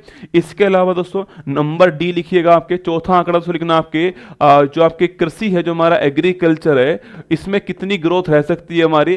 तो जो एग्रीकल्चर हमारा है, जो कृषि हमारी है, इसमें ग्रोथ की अगर बात करूं आपसे, तो जो हमारा ये 24-25 जो गया है हमारा, इसमें कृषि में 3.8% ग्रोथ जो है इसका अनुमान लगाया है, ठीक है। जो 25 है आपके, इसमें जो कृषि है, इसमें 3.8% जो ग्रोथ है, इतने की जो वृद्धि है, इसका अनुमान लगाया गया, आपको ध्यान रखना है, ठीक है। 3.8% आपको ध्यान रखना है, ठीक है। सबसे महत्वपूर्ण बात दोस्तों, और वो है बेरोजगारी, ठीक है। इन्होंने कहा है कि बेरोजगारी घटी है ना, इन्होंने कहा है कि जो बेरोजगारी है ना वो घटी है। एक छोटी सी बात मैं आपको ये बता दूं कि आप लोग बेरोजगार नहीं हो इनके अनुसार, रसगुल्ला ना, आप लोग इनके अनुसार बेरोजगार बिल्कुल भी नहीं हो दोस्तों ना। बोलोगे क्यों गुरुजी, भाई बेरोजगार का मतलब ये है कि जिसको कोई काम नहीं मिल रहा। आप तो काम चाहते कहो, आप तो अपने मन पसंद की जॉब चाहते हो रसगुल्ला, तो आप बेरोजगार नहीं हो, आप शिक्षित बेरोजगार हो। मतलब कि आप अपनी मर्जी से बेरोजगार हो, आप गवर्नमेंट की मर्जी से बेरोजगार नहीं हो। गवर्नमेंट तो कह रही है मनरेगा चल रहा है, काम कर लो वहां पर आप बोल रहे हो कि नहीं मैं मनरेगा में काम नहीं करूंगा, मैं तो गवर्नमेंट जॉब लूंगा, मेरी इच्छा की जॉब लूंगा, ठीक है। तो आप बेरोजगारी में काउंट नहीं हो। तो एक छोटी सी बात आपको बता रहा हूं, ठीक है, आप ऐच्छिक बेरोजगार बेरोजगार हो, अपनी मर्जी से बेरोजगार हो, ठीक है। देखिए अनएम्प्लॉयमेंट की बात करूं तो उन्होंने कहा है कि 17-18 में जो अनएम्प्लॉयमेंट रेट था आपके भारत के अंदर वो था 6%, ठीक है।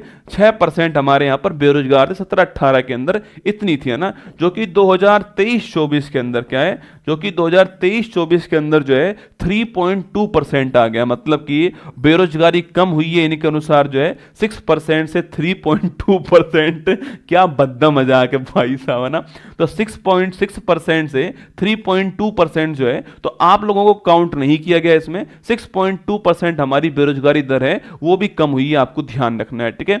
अच्छा दोस्तों, कितने नेशनल हाईवे बने हैं आपके, सवाल पूछे कि भारत में एक साल में कितने नेशनल हाईवे जो है इनका निर्माण किया गया। सवाल पूछे कि भारत में एक साल के अंदर जो है, जो आपकी जो फाइनेंशियल ईयर जो चल रहा है आपके, इसमें कितने नेशनल हाईवे बने, तो 5,853 किलोमीटर लिखना। 5,853 किलोमीटर जो है, इतना नेशनल हाईवे जो है ये फाइनेंशियल ईयर जो 25 है हमारा, इसके अंदर बने, आपको ध्यान रखना है, ठीक है। 5,853 किलोमीटर, ठीक है। अगला दोस्तों आपके हमारा राजकोषीय घाटा पूछूं आपसे, फिस्कल डेफिसिट जो है, ये भी बहुत ही महत्वपूर्ण आंकड़ा, ध्यान रखना। हमारा जो राजकोषीय घाटा है, आज जब निर्मला जी सामने आएंगी 11 बजे तो देखना इसके बारे में जरूर बात करने वाली हैं। फिस्कल डेफिसिट जो है यह कितना दोस्तों रहा है हमारा, जो राजकोषीय घाटा, देखो यहां पर देखो दोस्तों आपके, ये राजकोषीय घाटा है, फिस्कल डेफिसिट है आपके, और कितना है 23-24 में ये जो है 5.6% है। देखो 22-23 में 6.4% था, 23-24 में ये जो है 5.6% आपको ध्यान रखना है, ठीक है। तो लिखिएगा जो हमारा फिस्कल डेफिसिट है वो हमारा कितना रहा है, तो हमारा 23-24 के अंदर जो है ये 5.6% रहा है, ये आपको ध्यान रखना है, ठीक है। राजकोषीय घाटा कितना रहा है 23-24 में 5.6% रहा है, आपको दो नोट करना है, ठीक है। अच्छा अगला पॉइंट दोस्तों लिखना आपके, लिखिए खाद्यान्न उत्पादन, ठीक है। तो हमारे यहां पर जितना जो खाद्यान्न है इसका जो उत्पादन हमारे यहां पर हुआ है, आपके जितना भी फूड ग्रेन है, आपके अनाज जो है हमारे यहां पर, उसका कितना उत्पादन हुआ है, तो खाद्यान्न उत्पादन की बात करूं आपसे तो 2023-24 के अंदर भारत में जो खाद्यान्न उत्पादन जो है वो कितना हो चुका है, 332.3 मिलियन टन। कितना हो चुका है, 332.3 मिलियन टन जो है, इतना भारत के अंदर खाद्यान्न उत्पादन हुआ, आपको ध्यान रखना है, ठीक है। 332.3 मिलियन टन हमारे यहां पर खाद्यान्न उत्पादन है, ये आपको नोट करना है, ठीक है। चलिए एक बार दोबारा देखिए सारे आंकड़े, जीडीपी ग्रोथ रेट 24-25 में कितनी है, 6.4%, ठीक है। 25-26 आने वाले साल में 6.3% से 6.8%, है ना। और 23-24 में कितनी रही थी, 8.2%, ठीक है। जो हमारा जो मुद्रास्फीति है आपके कंज्यूमर वाली, वो 26 के अंदर जो है 4% का अनुमान लगाया हमने ना। विदेशी मुद्रा जो भंडार लिखना, फॉरेक्स जो है, ये हमारा कितना है 25 तक हमारा जो है 634.6 मिलियन डॉलर है, ये आपको ध्यान रखना है, ठीक है। कृषि में हमारी ग्रोथ रेट कितनी है, 3.8% ग्रोथ रेट है ना। बेरोजगारी कितनी हो चुकी है, 6% से 3.2% हो चुकी है ना। नेशनल हाईवे पूछूं आपसे 5,853 किलोमीटर स्क्वायर हम किलोमीटर जो हमने बनाया, ठीक है। राजकोषीय घाटा कितना हो चुका है, 5.6% हमारा राजकोषीय घाटा है, आपको ध्यान रखना है 23-24 का, ठीक है। और खाद्यान्न की बात करूं आपसे 332.3 मिलियन टन जो है, इतना हमारा खाद्यान्न आपको ध्यान रखना है, ठीक है। सवाल पूछ रहा है कि इकोनॉमिक सर्वे 24-25 में वित्त वर्ष 25, ठीक है, बात किसकी कर रहा है, बात कर रहा है 24-25 की बात कर रहा है, ठीक है। फाइनेंशियल ईयर 25 किसको बोलेंगे, 24-25 को बोलेंगे ना। वित्त वर्ष 25 के लिए वास्तविक जीडीपी का कितने % रहने का अनुमान लगाया, आपके 6.4%। कितना है, 6.4%। ऑप्शन नंबर बी इसका ठीक आंसर, ठीक है, ध्यान रखना है ना। चलिए आगे बढ़िए। अगर एक साथ मैंने आपको इकोनॉमिक सर्वे पढ़ा दिया ना तो भाई साहब सारा मिट्टी हो जाएगा ना। मैंने आज आपको 5-7 पॉइंट लिखा दिए, अभी मैं आपको एक आध सवाल बाद में पढ़ाऊंगा, कल पढ़ा दूंगा, एक आध सवाल जो है मंडे को पढ़ाऊंगा, कोई योजना जो उसके बारे में पढ़ाऊंगा, चिंता मत कीजिएगा। तो बजट तो मैं आपको एक साथ पढ़ा दूंगा आज शाम को, ठीक है। बजट जो है ये तो आपको आज शाम को एक साथ पढ़ा ही दूंगा, ठीक है। लेकिन इकोनॉमिक सर्वे एक साथ पढ़ा पाना मुश्किल नहीं, नामुमकिन है, ठीक है। ना ही तो समझ में आएगा आपको, मैं कम कम करके 3-4 स्टेप में आपको इसको पढ़ाऊंगा, ठीक है। एक साथ नहीं पढ़ाऊंगा ना, ध्यान रखिएगा।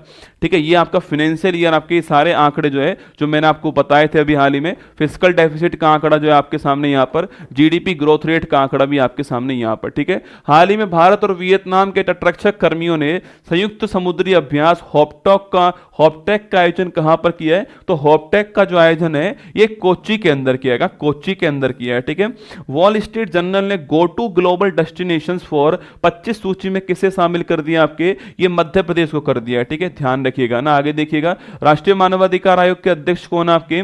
तो इसके जो अध्यक्ष हैं वो है वी राम सुब्रमण्यम। कौन है? वी राम सुब्रमण्यम जो है ये इसके अध्यक्ष है। ठीक है, इकोनॉमिक सर्वे का दोस्तों एक गायत्री मंत्र बनवा दी जाए ना, ठीक रहेगा ना। इकोनॉमिक सर्वे के आंकड़े निश्चित एग्जाम में आएंगे भाई साहब ना, 100% एग्जाम में। आप ही जितने भी आंकड़े देखते हो ना, जितने भी आप योजनाएं सुनते हो, जितने भी आप आंकड़े देखते हो, सारे आंकड़े मैंने कहा किस पे आते हैं? बजट में तो रसगुल्ला योजनाएं आती हैं, घोषणाएं आती हैं ना भाई। आज हमारी निर्मला सीतारमन जी क्या करने वाली हैं कि हम अगले साल ये करेंगे। ठीक है, हम अगले साल ये करने वाले हैं, वो घोषणाएं आएंगी। ठीक है, इकोनॉमिक सर्वे में आता है कि हमने क्या किया, हमने क्या किया वो इसमें आएगा। ठीक है, तो जितनी भी योजनाएं हैं, जितने भी आपके जितने भी आंकड़े हैं वो सारे यहां पर आते हैं बेटा ना। यहां पर तो केवल घोषणाएं आएंगे ना, हम ये कर देंगे वो कर देंगे है ना, तो वो घोषणाएं। वी राम सुब्रमण्यम आपको ध्यान रखना है। हाल ही में लॉन्च छौंक पुस्तक का संबंध पूछूं आपसे, ये छौंक पुस्तक किसकी लॉन्च हुई थी अभी कुछ दिनों पहले? आपके अभिजीत बनर्जी। क्या है? अभिजीत बनर्जी जो है इनकी लॉन्च हुई थी। अगर आप कोई स्टेट का पीसीएस देने जा रहे हो या फिर अगर आप जो है यूपीएससी देने जा रहे हो तो वहां पर ये सबसे महत्वपूर्ण पोर्शन होता है इकोनॉमिक सर्वे। ठीक है, ध्यान रखिएगा ना। हाल ही में सुप्रीम कोर्ट ने किस अनुच्छेद के तहत सेवानिवृत्त न्यायाधीशों को एडहॉक न्यायाधीश के रूप में नियुक्त करने की अनुमति प्रदान कर दी? बढ़िया सवाल दोस्तों आपके सामने। अभी सुप्रीम कोर्ट में मुख्य न्यायाधीश कौन है? तो सुप्रीम कोर्ट में आप जानते हो कि मुख्य न्यायाधीश जो है वर्तमान में चीफ जस्टिस ऑफ इंडिया कौन है? आपके संजीव खन्ना जी। कौन है? संजीव खन्ना जी जो है वो भारत में वर्तमान में चीफ जस्टिस हैं, आप जानते हो। ठीक है, इन्होंने एक बात कही अभी हाल ही में कि जो हमारे हाई कोर्ट है ना वहां पर पेंडिंग मामले बहुत सारे पड़े हुए हैं, कोर्ट में जज कम है, इसलिए वो मामले आपके निस्तारित हो ही नहीं पा रहे हैं, उन मामलों के फैसले नहीं आ रहे हैं। किसी फैसलों को आने के लिए दोस्तों कई बार तो ऐसे सीन भी हो रहे हैं भारत में जहां पर अपराधी दोस्तों मर चुका है, फैसला अब आया है ना। अपराधी जो है उसकी उम्र पूरी हो चुकी है, उसने कोई 40 साल पहले अपराध किया था, उसका फैसला अब आया, वो अपराधी मर चुका है रसगुल्ला ना। तो ये ऐसी कंडीशन भी होती है। तो जो लंबित जो मामले हैं उनको निपटाने के लिए हम क्या कर सकते हैं? हम जो है जो हमारे रिटायर्ड जज हो चुके हैं उनको वापस से क्या कर सकते हैं? वापस से अपॉइंट कर देंगे। कहां पर? कोर्ट के अंदर जो है अपॉइंट कर देंगे और जितने लंबित मामले होंगे उनको वो निपटाएंगे, उसका उनको वेतन भत्ता सब कुछ मिलने वाला है और निपटाने के बाद में वापस उनको हटा देंगे। ठीक है, तो जो ये जो अपॉइंटमेंट है इसको बोलते हैं एडहॉक, क्या बोलते हैं? एडहॉक जस्ट बोलते हैं ना। तो सुप्रीम कोर्ट के मुख्य न्यायाधीश ने कहा है कि मैं अपने आर्टिकल 224A है ना, आर्टिकल 224A जो है इसकी पावर का यूज कर रहा हूं। ठीक है, कौन से आर्टिकल की बात कर रहे हैं? आर्टिकल 224A की बात कर रहे हैं, 224A की बात कर रहे हैं और कह रहे हैं कि मैं इस आर्टिकल के द्वारा हाई कोर्ट के अंदर, कहां पर? मैं इस आर्टिकल के द्वारा उच्च न्यायालय में ना, हाई कोर्ट के अंदर उच्च न्यायालय में मैं कुछ जो है वो एडहॉक न्यायाधीश अपॉइंट करने की बात कह रहा हूं। ठीक है, तो मैं एडहॉक न्यायाधीश जो है, एडहॉक न्यायाधीश या फिर हिंदी में कहते हैं इसको तदर्थ न्यायाधीश कहते हैं, इंग्लिश में इसको एडहॉक न्यायाधीश कहते हैं, एडहॉक जज कहते हैं, ये मैं अपॉइंट करने जा रहा हूं ये हाई कोर्ट के अंदर आर्टिकल नंबर 224A के द्वारा। ठीक है, ये दोस्तों कौन होंगे आपके? ये होंगे सेवानिवृत्त दोस्तों, रिटायर्ड आपके जो न्यायाधीश हैं, आपके सेवानिवृत्त जो न्यायाधीश हैं उन्हीं को वापस से, सेवानिवृत्त जो न्यायाधीश हैं इनको हम वापस क्या करेंगे? आपके इन्हें रीअपॉइंट करेंगे ना, इन्हें वापस अपॉइंट करने वाले, रीअपॉइंट करने वाले। और ये भी कहा है कि दोस्तों इनको जो है आपके सारे वेतन भत्ते मिलेंगे, आपके वेतन भत्ते जो सुविधाएं होती हैं जो एक न्यायाधीश को मिलती हैं वो सारी मिलने वाली हैं। और ये जो लंबित जो मामले होंगे ना, जो भी आपके पेंडिंग डिसीजन है, आपके जो भी पेंडिंग केस है, इन लंबित मामलों का निपटान करने के लिए जो है हमने इनको अपॉइंट करेंगे, ये आपको ध्यान रखना है। ठीक है, ये भी बड़ी अच्छी पहल है दोस्तों भाई। अगर हाई कोर्ट में सारे फैसले निपटने चालू हो जाएं तो सुप्रीम कोर्ट का बोझ कम हो जाएगा ना। फालतू के जो केस सुप्रीम कोर्ट जाते हैं आपके, वो हाई कोर्ट के अंदर जो है वो आपके यहां पर फास्ट जो है डिसीजन उनका आने लगेगा। ठीक है, इन्होंने कहा कि प्रत्येक हाई कोर्ट में 2 से 5 एडहॉक न्यायाधीश जो है वो अपॉइंट हो सकते हैं। ठीक है, ये भी कह दिया उन्होंने कि भाई प्रत्येक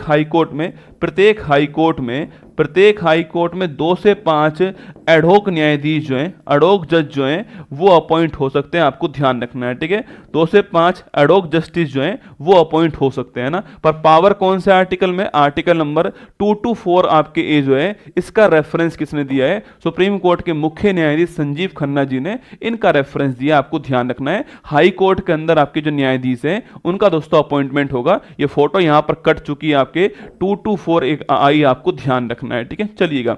गणतंत्र दिवस परेड 25 के लिए कौन सी थीम का चयन? दोस्तों अच्छा, अभी 28 जनवरी की तारीख भी आप जानते हो, 28 जनवरी 1950 को याद कीजिएगा किसकी स्थापना होती है? सुप्रीम कोर्ट की। आपके सुप्रीम कोर्ट जो है इसका उद्घाटन कौन सी तारीख को होता है? 28 जनवरी की तारीख को होता है। मैंने कल परसों आपको लिखवाया था ना।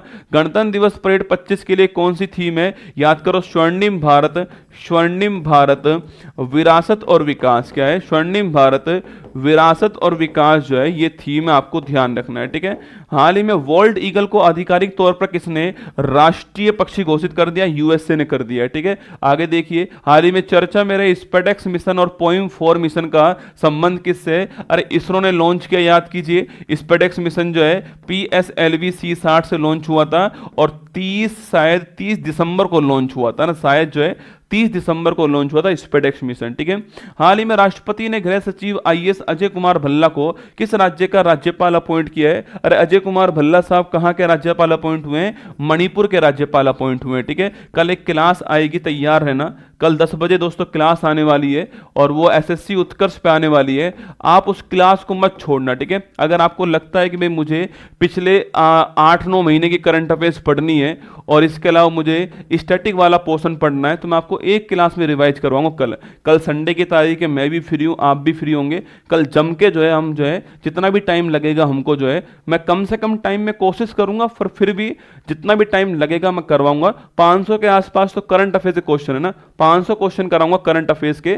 शुरुआत यहीं से करने वाला हूं। ठीक है, 10 बजे से 12 बजे तक जो है आपके बीच में करंट अफेयर्स चलने वाली है, यह सूचना आपके लिए। और जितने भी महत्वपूर्ण टॉपिक्स है सारे कवर करूंगा। बस केवल 2 घंटे आप क्लास देखिएगा और आपको 24 के जो महत्वपूर्ण क्वेश्चन है वो करा दूंगा। चाहे कोई नया राज्यपाल अपॉइंट हुआ हो, चाहे कोई नया कोई नियुक्ति हुई हो, चाहे कोई नई योजना आई हो, चाहे कोई सम्मेलन हुआ, सब कुछ आपको यहाँ पर जो है, चाहे ओलंपिक क्यों ना हो, चाहे नोबेल पुरस्कार क्यों ना हो, सब आपको यहां पर मिल जाएगा। पर ये क्लास आएगी SSC उत्कर्ष के ऊपर लिंक लगा हुआ है ना, ऊपर लिंक लगा हुआ है, वहां पर ये क्लास आएगी। ठीक है, चलिए। हाल ही में हाइड्रोजन परिवहन पाइप विकसित करने वाली पहली भारतीय कंपनी कौन सी? देखो, हाइड्रोजन जो परिवहन पाइप है आपके, इसको विकसित करने वाली पहली कंपनी कौन सी? आप सुनो, टाटा स्टील। कौन सी कंपनी है? टाटा स्टील कंपनी है और ये भारत की पहली कंपनी है ना, भारत की फर्स्ट कंपनी बन चुकी है। ये कौन सी कंपनी भारत की पहली? जो हाइड्रोजन जो पाइप है आपके, हाइड्रोजन जो है इसको ले जाने वाले जो पाइप होते हैं, इन हाइड्रोजन पाइप को विकसित करने वाली ये पहली कंपनी बन चुकी है। ठीक है, तो भारत की पहली कंपनी टाटा स्टील कंपनी है। हाइड्रोजन जो पाइप उनको डेवलप करने वाली कंपनी, आपको ध्यान रखना है। ठीक है, और ये पहली भारतीय कंपनी है, ये भी आपको नोट करना है दोस्तों। हाइड्रोजन जो होता है उसको अगर हमें ले जाना है दोस्तों, आपके उस गैस को हमें अगर लेकर जाना है तो ध्यान रखना आपके उस, अरे 8 बज गए तो तू चला जा भाई, है ना, कमेंट मत कर बार बार 8 बज गए। ठीक है, मतलब मैंने इकोनॉमिक सर्वे पढ़ा रहा हूँ, कंटेंट पढ़ा रहा हूँ, रिवीजन करवा रहा हूँ, पढ़ाने में टाइम लगता है। तुझे लगता है तेरा टाइम हो गया, तू जा सकता है। ठीक है, दोबारा कमेंट नहीं करना, वरना कमेंट करने लायक तू रहेगा नहीं इस क्लास में, है ना, ध्यान रखना। चुपचाप बैठ के पढ़ ले। कोई फ्री में पढ़ा रहा है तो भी समस्या हो रही है। कमाल की बात देखो, आज की जनरेशन की समस्या देखो, फ्री में कोई पढ़ा रहा है तो समस्या हो रही है ना। 8 बज के तू चला जा, तेरे को जो काम करना है वो कर ले। मैंने तुझे नहीं बोला ना कि तू शेयर कर दे क्लास या फिर तू बैठ क्लास में, मैं तो नहीं बोलता, मैं तो अपना काम पूरा कर रहा हूं यहाँ पर। तुझे लग रहा है कि मुझे क्लास लेनी है, चुपचाप ले ले, नहीं लेनी तो भी चुपचाप रहना, है ना। तो हाइड्रोजन जो पाइप है उनको विकसित करने का काम कौन कर रहा है? टाटा स्टील कंपनी डेवलप कर रही है। ठीक है, ये पहली भारतीय कंपनी जो ये काम करने जा रही है ना। तो इसके लिए एक आपके अच्छे लेवल के पाइप चाहिए होते हैं। ठीक है, और वो कौन सी ग्रेड होती है? वो ग्रेड होती है API-X 65। ठीक है, तो इसके लिए कौन से पाइप चाहिए होते हैं? API-X 65 जो ग्रेड है इसका पाइप चाहिए होता है। और ये पाइप डेवलप करने वाली पहली कंपनी टाटा स्टील बन चुकी है, आपको ध्यान रखना है। ठीक है, जो कि दोस्तों आपकी जो उच्च दाब है, जो आपके हाई जो प्रेशर होता है पाइप के अंदर, उस दबाव को सहन करने की क्षमता रखता है। ठीक है, उस दबाव को सहन करने की क्षमता रखता है, ये आपको ध्यान रखना है। ठीक है, जो हाई प्रेशर जो पाइप के अंदर होगा ना, उसको सहन करने की क्षमता जो है रखने वाला आपको ध्यान रखना है। ठीक है, टाटा स्टील आपकी एक कंपनी जो है बन चुकी है, टाटा स्टील, अरे टाटा स्टील करना दोस्तों ना, टाटा स्टील एक कंपनी बन चुकी है, आपको ध्यान रखना है। ठीक है दोस्तों, हमारा क्या है, हमारा एक मिशन चल रहा है जिसका नाम क्या है, नेशनल हाइड्रोजन आपके मिशन। कौन सा है, नेशनल ग्रीन हाइड्रोजन मिशन है ना, ये आपने शायद सुना भी होगा। नेशनल ग्रीन हाइड्रोजन जो मिशन है, ये सवाल कभी भी एग्जाम में पूछ सकता है कि इसका टारगेट क्या है। ठीक है, इसका टारगेट क्या है, ये सवाल कभी भी आपके एग्जाम में पूछ सकता है कि नेशनल ग्रीन हाइड्रोजन जो मिशन है, इसका टारगेट क्या है। इसका टारगेट है 2030 तक 5 मिलियन मीट्रिक टन आपके जो ग्रीन हाइड्रोजन है उसका उत्पादन करना। ठीक है, 2030 तक 5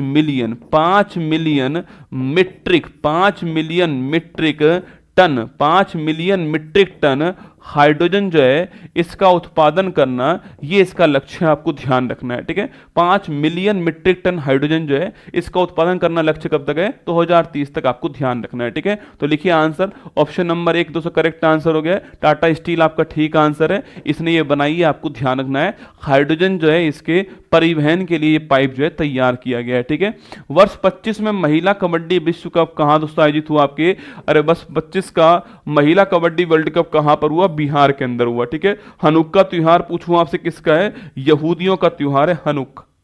आगे देखिए, दिवंगत मनमोहन सिंह पूछूं आपसे, तो मनमोहन सिंह आप जानते हो कि भारत के प्रधानमंत्री 10 साल रहे हुए हैं, 4 से 14 के बीच में रहे हुए हैं। इसके अलावा भारत के वित्त मंत्री भी रह चुके हैं, गवर्नर भी रह चुके हैं ना, गवर्नर जो है आरबीआई गवर्नर जो है ये भी रह चुके हैं। ठीक है, आगे देखिए, पहला स्टील्थ फ्रेगेट युद्धपोत नीलगिरी नौसेना में शामिल किया गया, इसका संबंध किस प्रोजेक्ट से, आपके 17A, कौन सा नाम है, प्रोजेक्ट 17A, आपको ध्यान रखना है। ठीक है, इससे संबंधित है। हाल ही में ग्रामीण क्रिकेट लीग शुरू करने वाला पहला राज्य कौन सा है, जियाओ बिहार के लाला।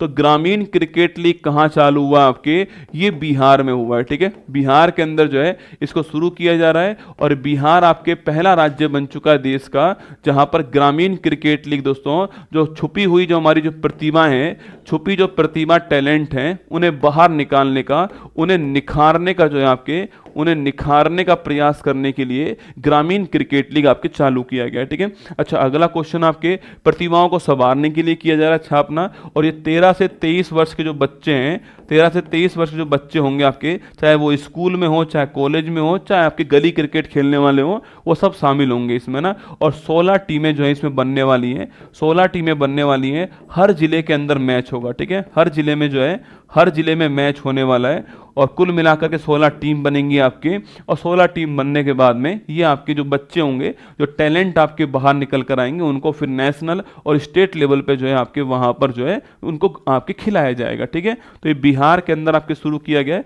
बिहार पहला स्टेट जहां पर ग्रामीण क्रिकेट लीग जो है इसका आयोजन किया जा रहा है। ठीक है, चलिएगा next question, Bihar rural league a platform for rural cricketer to sign and reach IPL dream जो है वो आपके सामने यहाँ पर। ठीक है, हाल ही में वीर बाल दिवस कब बनाया गया, आपके 26 दिसंबर को आपके वीर बाल दिवस बनाया गया। हाल ही में दिवंगत ज्ञानपीठ पुरस्कार विजेता MT वासुदेवन नायर का संबंध किससे है, अरे याद करो, अभी कुछ दिनों पहले इनको 2000 जो आपके क्या बोलते हैं 25 वाला जो आपके पद्म विभूषण है वो भी दिया गया था, याद करो। अरे याद आपको, ये MT वासुदेवन नायर जो है, मैंने आपको दोस्तों लिखवाया था कि जो MT वासुदेवन नायर है ये मलयालम इंडस्ट्री है ना, केरल के, आपको ध्यान रखना है। ठीक है, आगे देखिए, Jetson Orin nano super computer, a nano generative AI super computer जो है इसका अनावरण करने वाला कौन, आपके एनवीडिया। ये एनवीडिया कंपनी की बात हम पहले भी कर चुके हैं। ठीक है, एक वर्ल्ड की बड़ी कंपनी एनवीडिया टॉप 5 में शामिल होती है ना।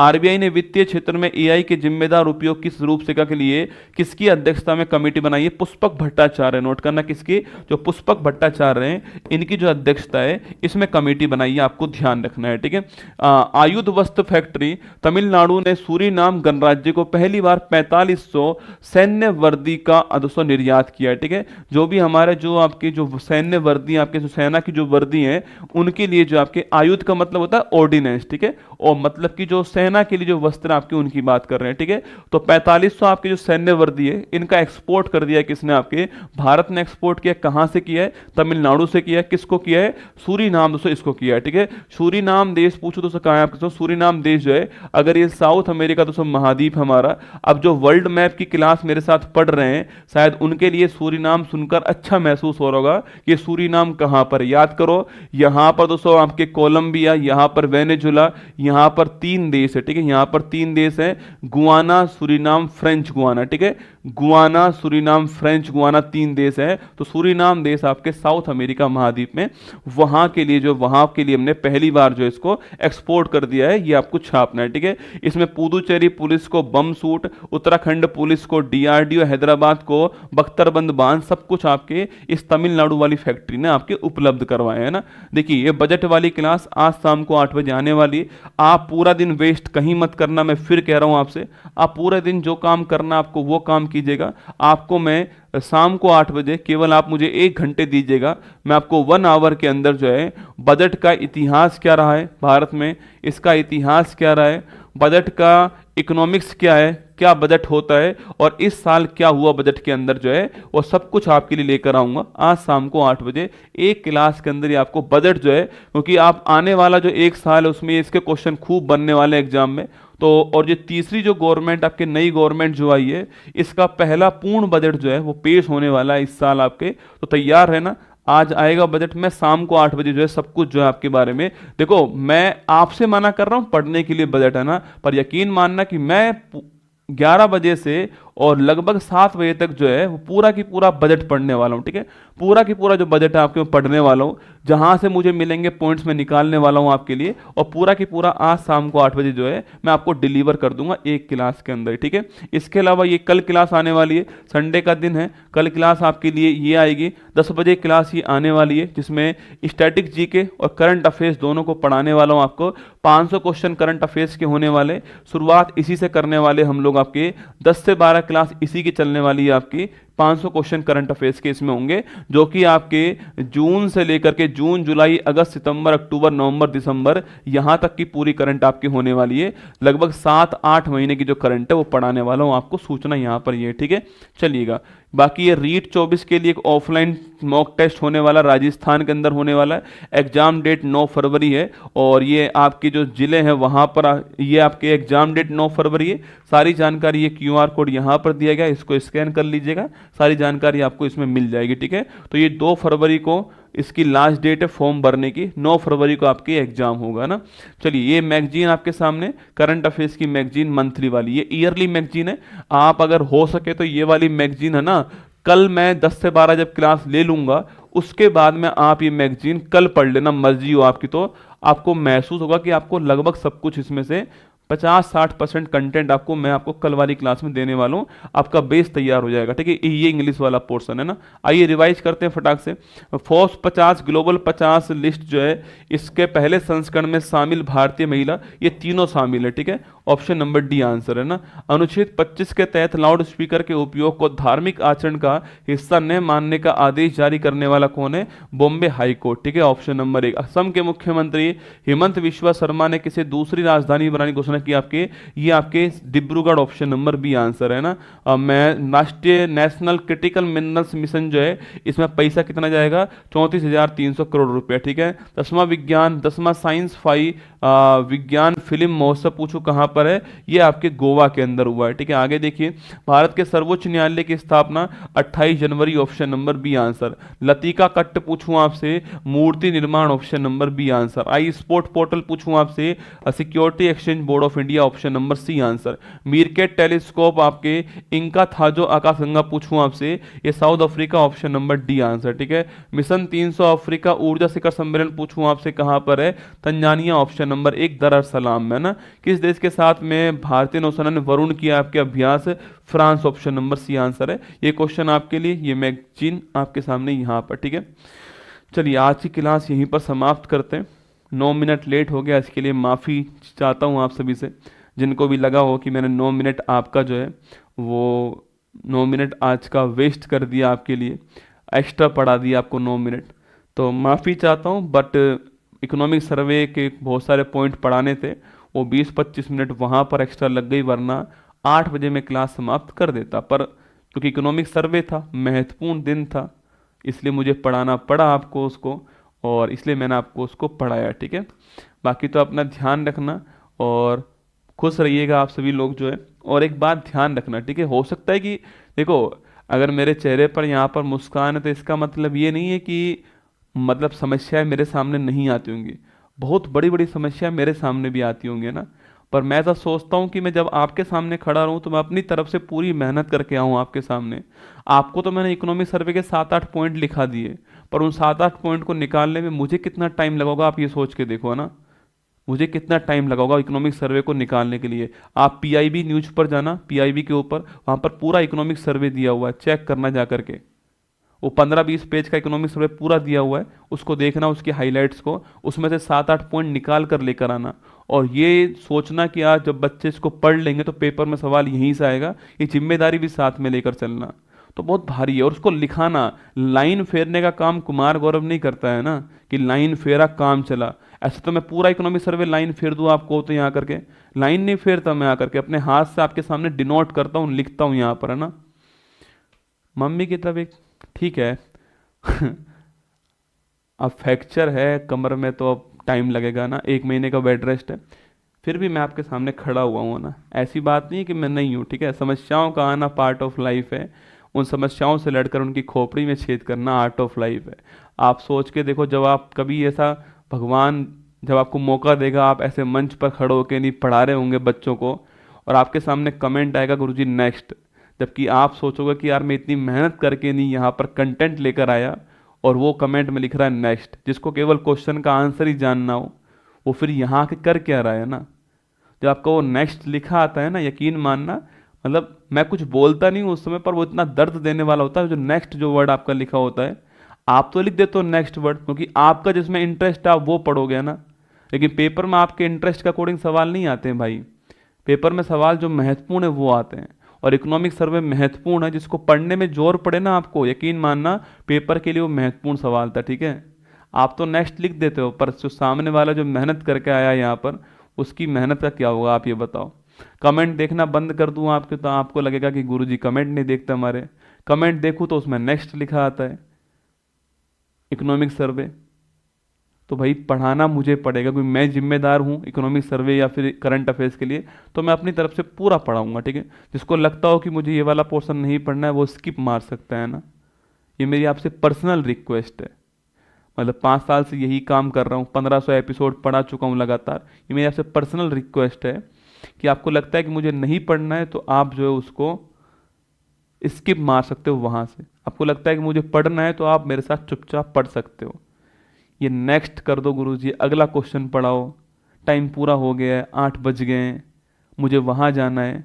इन सब कमेंट से आपके ऊपर कोई प्रभाव नहीं पड़ता, आप कमेंट करके छोड़ देते हो, पर सामने जो बंदा खड़ा हो जिसको केवल कमेंट ही दिख रहे हैं आपके, उसको प्रभाव पड़ता है। आपके पास तो ऑप्शन है कि आप पानी पीने चले जाओगे, इधर उधर मुंडी घुमा के देख लोगे, मेरे पास ऑप्शन नहीं है सामने देखने के अलावा।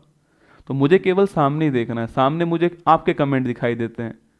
तो एक छोटी सी रिक्वेस्ट थी, बाकी तो आप समझदार लोग हैं सबकी सब, ठीक है। कंपटीशन एग्जाम की तैयारी कर रहे हैं, अपना भविष्य, अपने घर वालों का भविष्य निर्माण में लगे हुए हैं। बाकी बस इतना ही है कि जब तक मैं यहाँ पर खड़ा रहूँ इस मंच पर, बस आप ये कहिए कि गुरुजी और पढ़ाइए हमें ना, और पढ़ाओ गुरुजी। सिलेक्शन लेने के बाद मत पढ़ना, मैं फिर कह रहा हूँ आपसे ना, सिलेक्शन तक जम के पढ़ लो, इतनी सी रिक्वेस्ट है। बाकी शाम को 8 बजे मिलूंगा आपसे, बजट के अंदर आपसे मुलाकात वहाँ पर होने वाली है। जिनको लगता है कि मुझे कल वाली क्लास देखनी हो, वो एसएससी उत्कर्ष पे क्लास देखेंगे, 10 बजे आपकी क्लास वो आने वाली है। ये वाली क्लास सुबह 6:30 बजे डेली आती है, तो मतलब आएगी, चाहे कल हो और चाहे परसों हो, डेली क्लास आएगी, मतलब आ रही है। तो ये कल भी क्लास आपकी होगी सुबह 6:30 बजे। 10 बजे जिनको लगता हो कि मुझे इकोनॉमिक्स, मुझे करंट अफेयर्स और स्टैटिक वाला पोर्शन का रिवाइज करना हो, तो वो आप कर सकते हो एसएससी उत्कर्ष पे जा करके। कल 10 बजे वहाँ पर आ जाइएगा, वहाँ आपको लाइव पढ़ाऊंगा, ठीक है। जय हिंद, आप सभी को थैंक यू। सभी का सम्मान करना, महिलाओं का, बच्चों का, सभी का सम्मान करना, वो देश की शान, देश की आन बान शान है। जय हिंद। मुश्किल नहीं कुछ भी इस दुनिया में, तू जरा को